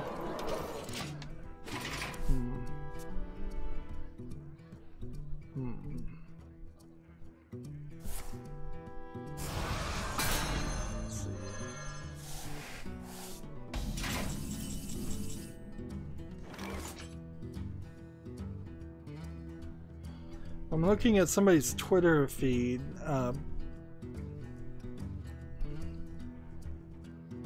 And they did something, but I don't even think it had anything to do with video games. I think it had to do with Google's new plugin for password checkups to check to see if your passwords have been put online. And I think that's what I was was clicking on. But yeah, I'm like scrolling down his collection of posts, and he was just kind of random stuff all over the place. Quickly. And I've scrolled down more than enough that if it was something relatively frequent, I should have seen it. So whatever. Yeah, it was. There's this plugin. Let's see, password checkup, and he tweeted out to somebody a picture of what it looks like when the password checkup tells you to change your password. Let's see if I can zoom out a little bit on this picture. Just give a general idea. We could do a little screenshot here, although this doesn't have anything to do with video games. So yeah. So here's what it looks like when it catches change your passwords. Of course, this might be the icon for password checkup. Maybe not. It's hard to tell. Could be. Like, this is Privacy Badger, this is uBlock Origin, I think, and this is HTTPS Anywhere. Some of these I definitely don't recognize as plugin icons. I'm still not 100% sure I trust their software, because they say they're not just sending the passwords in any encrypted way from your computer to their database, but then I'm not sure how it's really working at all to know that the password, your password on this site has been compromised. And I guess it is just your password on this site that's been compromised, not that you need to not use this password anywhere ever again, which is probably the truth. Like, if your password's compromised, you should probably never use a password like that or that password again anywhere, because if someone is specifically targeting you or cross-referencing you and they can figure out, oh, this email account was the same email account used to make other passwords on other sites, then we could try similar passwords. You want to make it as hard as possible. So ideally, theoretically, it's not super likely that a lot of people would do this, but ideally you would want a new email address for every site that you've set up a password on, and at that new email address you would want a new password that is in no way like any of the other passwords. And Chrome has started to just straight up suggest, hey, here, let's give you some random numbers and symbols and passwords, and we'll just save it into your Chrome browser. And that's basically what LastPass does. So LastPass integrated with Google, pretty good unless somebody hacks your Google.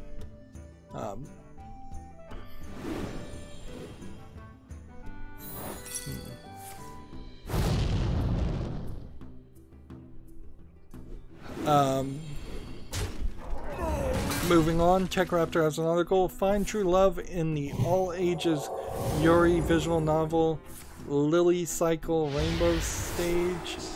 So we'll web peek here. Yuri is girl on girl, visual novels, all ages. It is subjective, certainly. And here we have very moe anime girl styles of characters drawn to look smaller and younger, fictional characters, of course. So who cares what they're drawn to look like? At least that's the attitude I think everybody should have. Let's see. I Onward, friends! It can be picked up on Manga Gamer Style or Steam on March 14th. It's interesting that they're really doing an advertisement for a game like this on TechRaptor. It seems like TechRaptor is getting more and more into hyping games and less into oh, what would you call it? Yeah, that was the one I wanted to die. Into just selling games. I hunt alone. Or reviewing games. It's in the channel. So here's the Steam page of Lily's Cycle Rainbow Stage, and it's not tagged with any like sexual content or nudity. So Yuri can be in Japanese pure love idea, best friend love, more than just straight on lesbian love, although it seems like this is kind of going in all directions. And look at, and for Steam, here we go, age 17, age 21, age 17. Yeah, this is the ridiculousness that Steam's censorship policies in the past have brought about in previous companies' censorship policies have brought about in the past is just, oh yeah, let's just depict them in this moe style and then say they're 21 years old, which, okay, whatever. Again, fictional characters, I don't care what age you say they are or how you depict them or whatever, just tell a good story and make a good game. Although this is a new game too, so it's not out until March, so we'll talk about it more when it comes out. I don't want to really rub this in, but I think it is news that's getting underreported. 5 hours ago, Epic Games Store tweeted out, "We've resolved the issue causing games in the Epic Store launcher to not appear in your library. Thank you for your patience." This is pretty consistent what's happening on the Epic Store of issues just happening a lot here.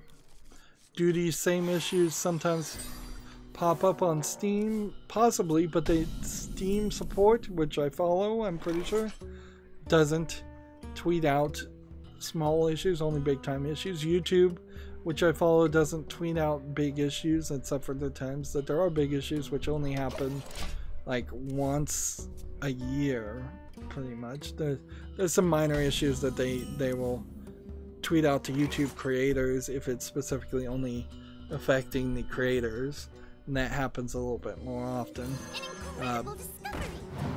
But the Epic Games Store really strikes me as not polished still. So every now and then I may just point out, yeah, there's still talking about problems they're having at their current level, in which they barely have any features. Next we have a game on Steam called The Floor is Really Cheap Lava, which I assume is a joke on just how terrible this asset flip game looks. Free to play, so I guess the price is right. I have no interest in that, of course. Science overwhelming. I found it first. We may be approaching the end in sight as far as covering all the news, but I think we're kind of far from getting all the daily quests done. Like 1 minion. If I did this, it would do more damage. Starlight.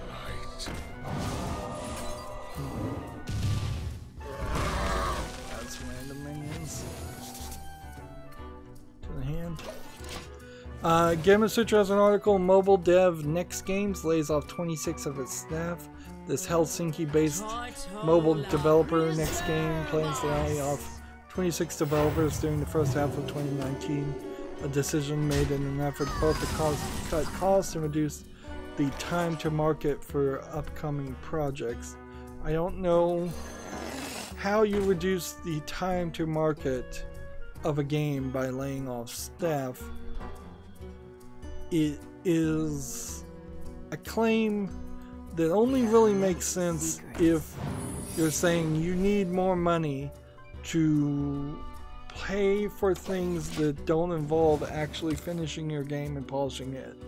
Like, it means the game is as good as it's ever going to get, and you needed more money to pay advertisers and shipping and production companies to get it out. And if you're a mobile game developer, you're not making a physical version, so it's not shipping, and it's just advertising and putting it on like the iOS store and the Google Play Store. That's pretty much all it could be. So their claim definitely does not ring true. Seems like a lie to me.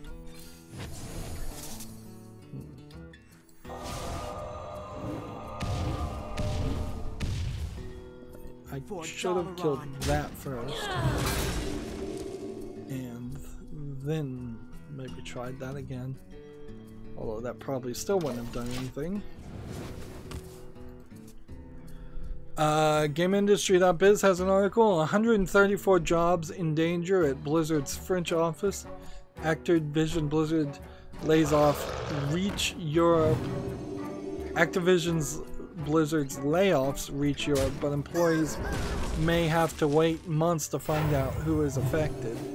So it seems like it's a slow process of actually laying people off.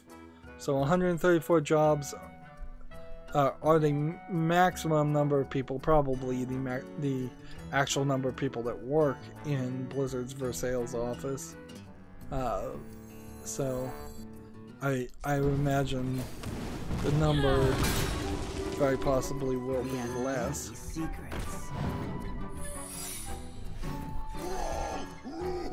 Start right. So is that part of the 800 jobs potentially that are going to be laid off? Maybe, maybe not. We'll just kind of have to wait and see what Blizzard's French office was actually working on. Is also a question. Like, I don't know. So it might not be something that particularly interests me anyways. Neither snow nor rain nor witch. Move! What's the odds of actually needing to destroy enemy secrets? Next we have a game on Steam called RICA. Looks like it's an RPG Maker game with some dark screenshot syndrome. This is the first game. We've covered a lot of games today. First game I've had to use that phrase, dark screenshot syndrome. It's free to play, English and simplified Chinese. Yeah, I'm not seeing anything there that looks like it would be interesting. 3 and freeze? Probably not. I could kill that. Save myself a little bit of health. For Dalaran.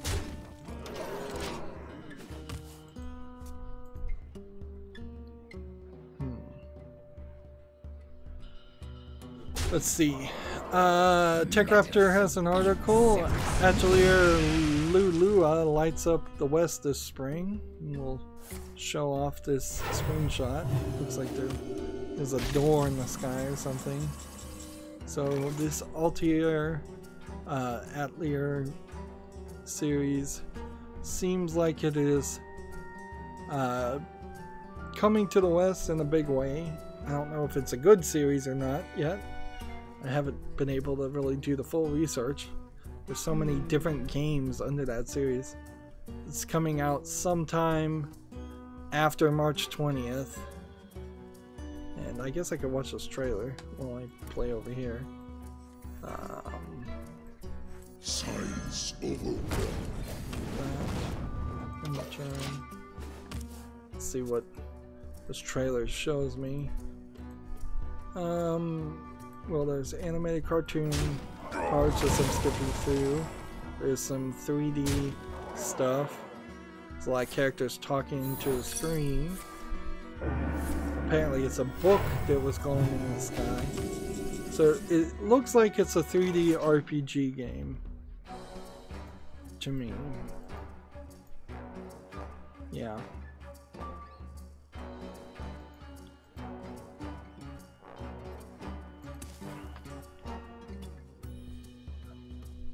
I'm just gonna play this and do that and hold on to this. Job's done.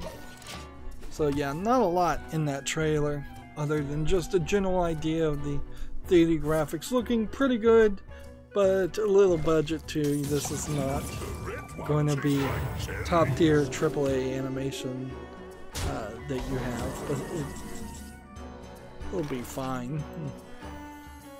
Okay. This and this, and I can just get a little bit more damage next turn. Gamma Sutra has the same article. Bayonetta 2 director Yusuke Hashimoto has left Platinum Games. I talked about that.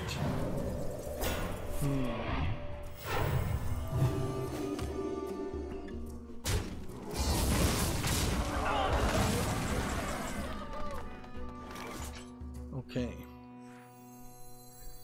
So we've got a problem now. We've got to really kill this.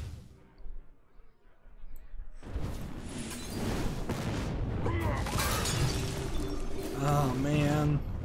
Job's done. Let's see. Next we have a game on Steam called Slime Adventure, which looks like a Super Meat Boy platforming game. Maybe a little bit more polish in the animation in the background, but the foreground is just all blackness, missing texture. It's 69 cents discounted. English-Russian game. Yeah. One damage to me. Just do that. That's the best I can do.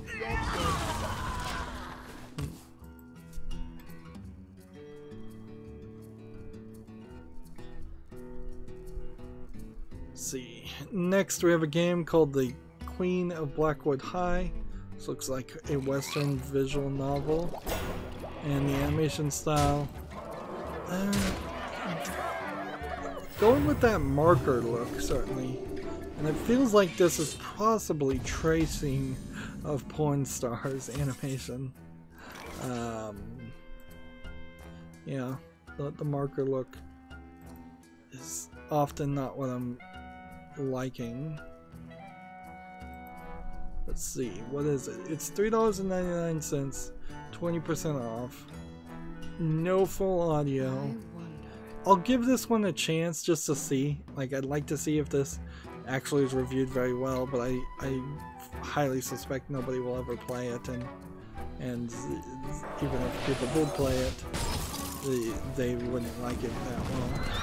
I'm still always looking for Western visual novels to see if they can come to the level of quality of the good Japanese and Eastern visual novels, which there's not even a lot of good Eastern visual novels out there either. There's just a lot of garbage in general.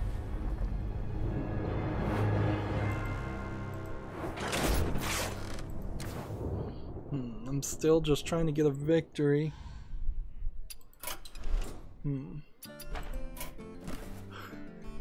Yeah, I just need like one more victory and that's it. Let's try Hunter. And let's try Casual. Let's see.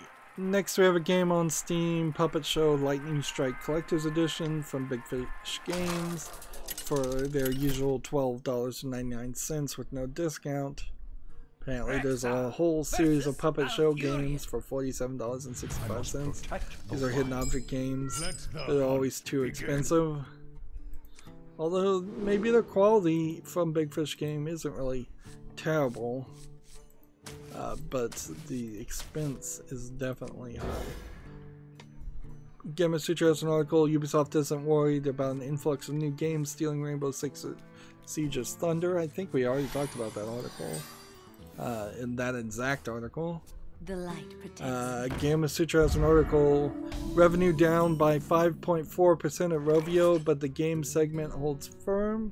So Rovio, the Angry Birds team, which recently came out with that Angry Birds in VR announcement or game on, I think it's Steam and not PlayStation 4, might be just PlayStation 4. The Angry Birds VR game did look interesting. That being said, Angry Birds is like their only IP that I even know them by, and they milked it for all they could, which may have been the right move, but they certainly did not turn around and use that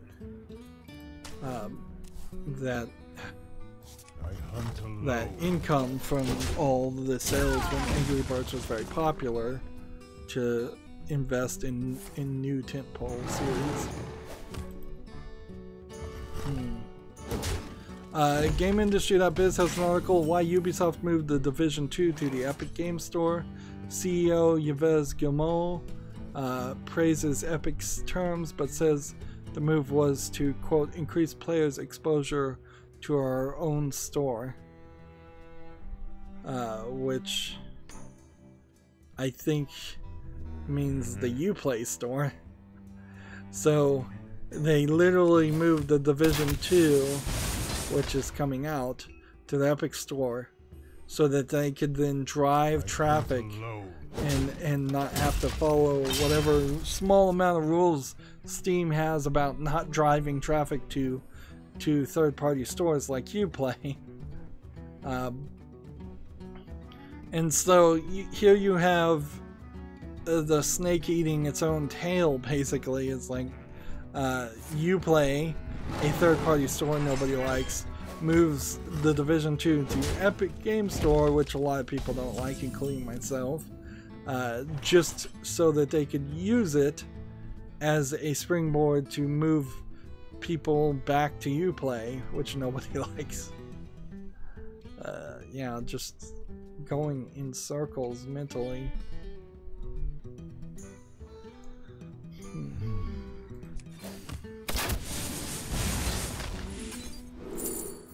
Let's see.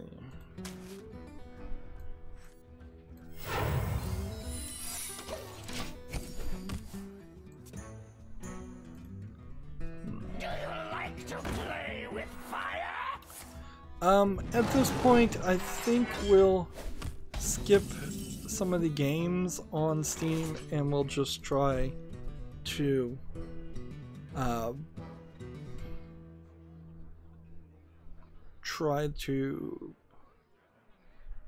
cover news in general.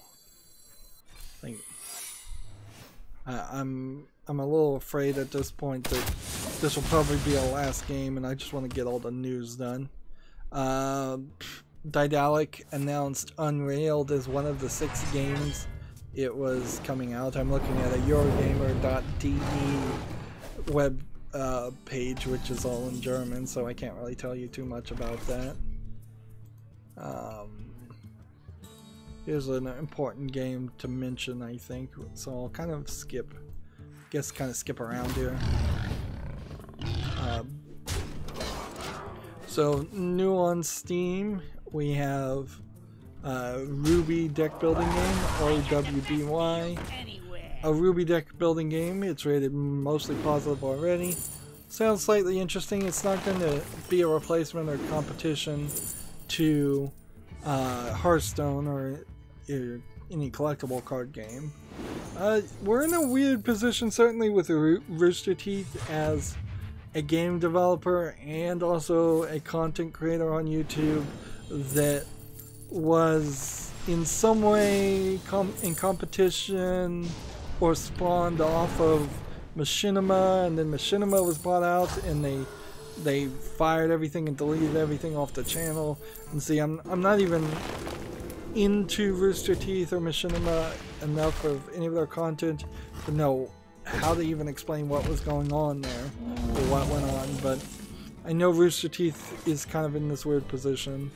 And then as a YouTuber, I guess I might be considered in some small way a direct competitor with Rooster Teeth in their production of their content, although I don't think my content quality-wise anywhere compares. Ruby is free to play and it has in-app purchases, so... But if it's a deck builder game, I don't know what those in-app purchases could be other than cosmetics, unless you have to purchase expansions. But yeah, that's something I think that is worth mentioning, and it came out, I believe, yesterday. TechRaptor has an article, Ruby deck builder game launches today. It's odd that it's not in early access. It's also on Android and iOS, so it is already making leaps and bounds smarter moves than Valve and Artifact did, because the fact that you can't play Artifact on a cell phone is just ridiculous.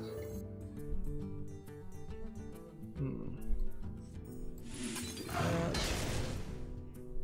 And I guess track.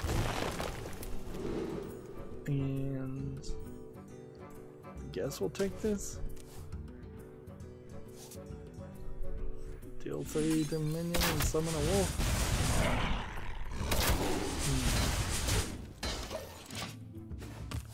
Let's see. I'll skip the rest of these. Valentine's Day happened, of course, and not a lot to say really about that. Other than if I had my way and YouTube wasn't so persnickety about being family friendly, I would have played an adult romance dating simulator game and covered it. That is, of course, also if I had time, which is not true. I certainly didn't have time to do all that. The eternal hunt has begun.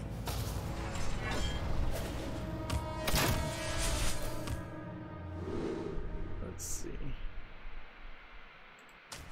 Trap Demon Knight card, target poisonous. Job's done. Gamatsu has the same article. Catherine Full Body launches September 3rd in the Americas and Europe. Available in Launch and Heart's Desire Edition. I'm almost out of cards. Again, I don't think I have the guidelines on how much you can actually stream there. For that version, TechRaptor has an article. Sonic Mania developer co-founds new studio called Evening Star. Out of cards. So that'll be interesting to see what games he makes. There's a game out called the Text Orcist that has been getting a lot of hype, at least from TechRaptor, and then they came out with this article. The Text Orcist is a game I really want to enjoy but can't. Let's see. It's like a text-based game. Text-based RPG style game of some sort. Secrets. Deal 3 damage, summon a 5/5 Devil Storm. This. that. And that. Job's done. And end the turn. But they don't have an actual review here for this game, so even though they're saying it's something they want to enjoy and they can't, they didn't bother to actually write a review, so that's useless. OpenCritic, however, has Crackdown 3's review. They give it a weak tag, and top critic average is 62%, and 18% of critics recommend it based on 59 critic reviews. The repetitive gameplay, dull narrative, and no multiplayer depth. It's a real shame, in my opinion. Like, I would have liked to see it succeed, and the Crackdown series perhaps pushed to continue to make a whole nother trilogy of games that took it to bigger and better places. Gamma Sutra has an article, Get a Job, Obsidian Entertainment is hiring a sign designer. This is in Irvine, California. What is Obsidian Entertainment, though? What have they made?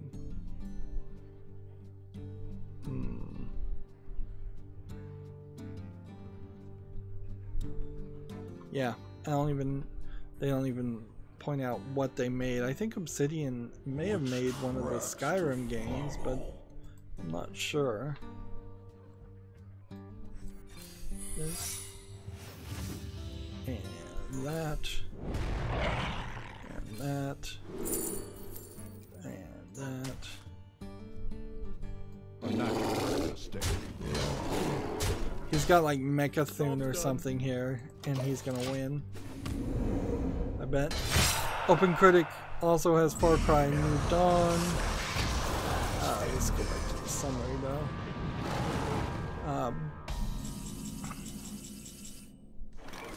Okay. Can I do anything to save this?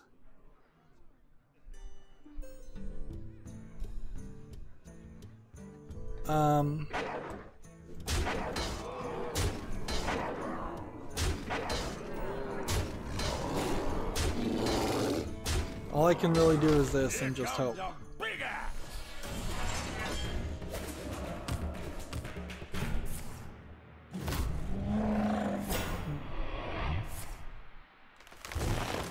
I'm more on a card.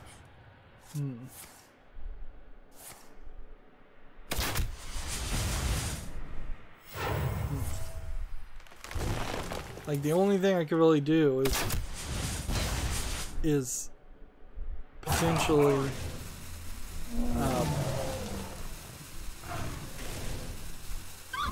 like, I'm just hurting myself.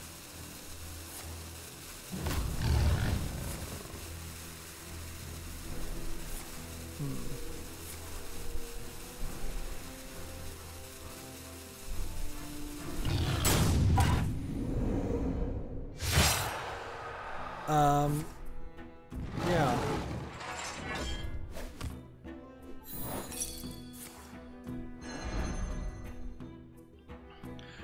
I'll be darned, the freezing trap really worked. Interesting.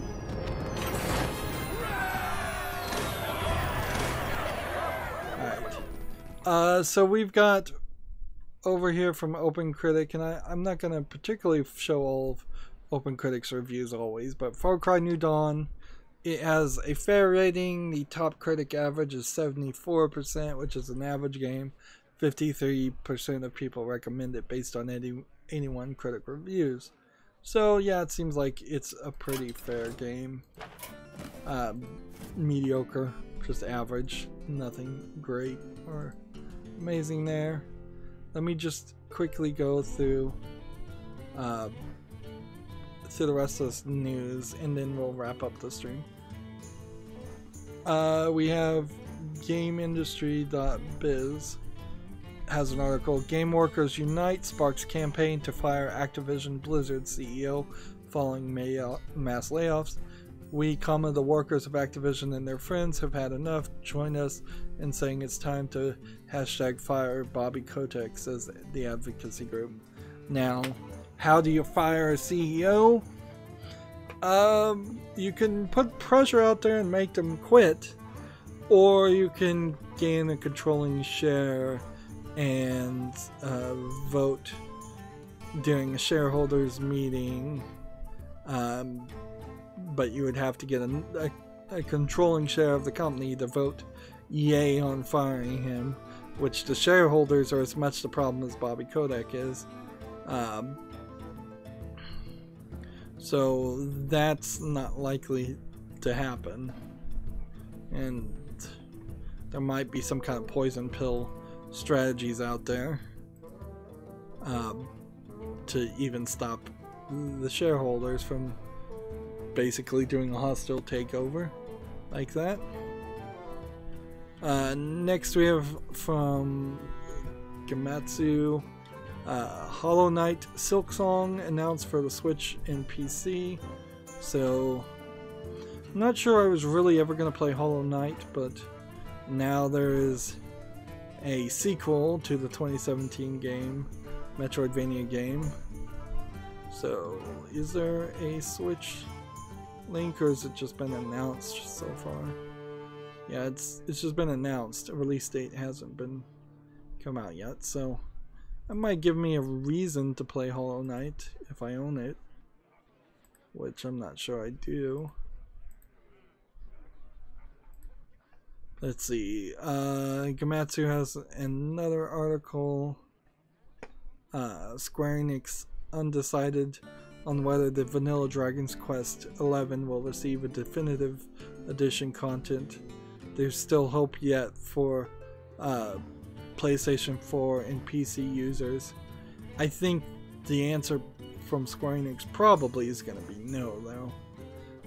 Which is just, I guess, more of a reason not to trust Square Enix and not to pre-order and not to buy the original versions of a lot of games.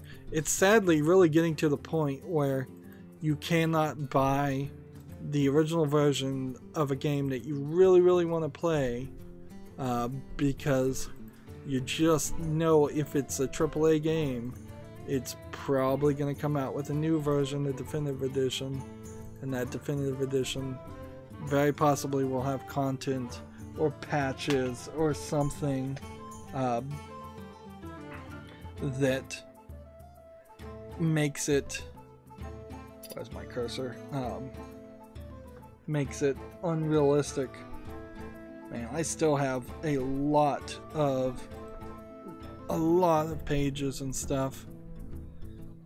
TechRaptor has this article. You can now listen to over 50 albums of Capcom music on Spotify. It seems like it's all in Japanese as far as the labeling and titling, so maybe you'd have to struggle a little bit there. I don't really know the value of most video game music. It tends not to be something that you would really want to listen to outside of the game, or anything that's particularly interesting to listen to. In the first place, it's usually designed to be pretty repetitive and just like let's see. It's usually designed to be pretty forgettable stuff. Gamasutra has an article. Darksiders 3 already has made its money back. Where am I? Here we go. Darksiders 3 has already made back its development and marketing spend, which is to say it's completely profitable, I would say, at this point, unless advertising and marketing are different things. So I guess that means even if Darksiders 3 wasn't artistically the most interesting sequel in the trilogy, there's really no reason for there not to be the fourth game in that quadrilogy to just finish it up. And they did put out that patch to make the gameplay a little bit less like Dark Souls, which I think is a good idea too. So I'm still willing to play Dark Souls 3. I'm just not willing to pay a lot of money to play Dark Souls 3. Let's see. Next, we have a game from Gamatsu. Phoenix Wright Ace Attorney Trilogy for consoles and PC. Second trailer, Japanese TV spot. So, yeah, the Phoenix Wright games are coming to PC. PlayStation 4, Xbox One, and Switch. Which, it's been a long time. A lot of these games are coming to PC, but they're coming so late that it's questionable. Certainly, it's like, hey, is this really just too little, too late? Hellblade: Suna Sacrifice is coming to the Switch this spring. That's on Gamatsu. There's not really much more to say there. It probably won't look that good. Dead by Daylight coming to the Switch this fall. Again, probably won't run that well. There was a YouTube thing where The Verge, I believe, copyright struck somebody who made a video making fun of The Verge. Maybe there was a legitimate claim there, maybe it wasn't. It's certainly bad PR for The Verge, though. That's more stuff we can talk about later. I guess there's just going to be some Nintendo Direct stuff that we have to talk about on Monday, because we're like, these games, nothing at the Nintendo Direct was actually coming out anytime soon. So yeah, we'll cover more of the Nintendo Direct stuff. Don't wait for me if you must have that information, but we've just run short on time. Jeez. Here we have one that's probably a smaller story. GameIndustry.biz, WWE Hall of Famer sues Activision for character copyright infringement. Booker T. Huffman claims Black Ops 4 character is too similar to his own comic book hero. Apparently Booker T at some point had a comic book hero character.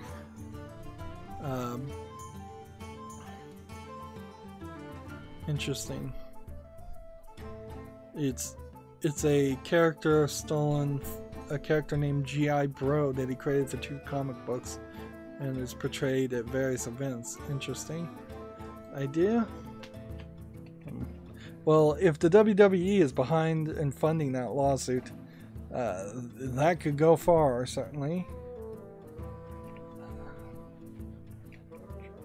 And I'm just control tabbing through so many pages. I've got so many pages open. I'm gonna have to go through a lot of these games that came out on Steam and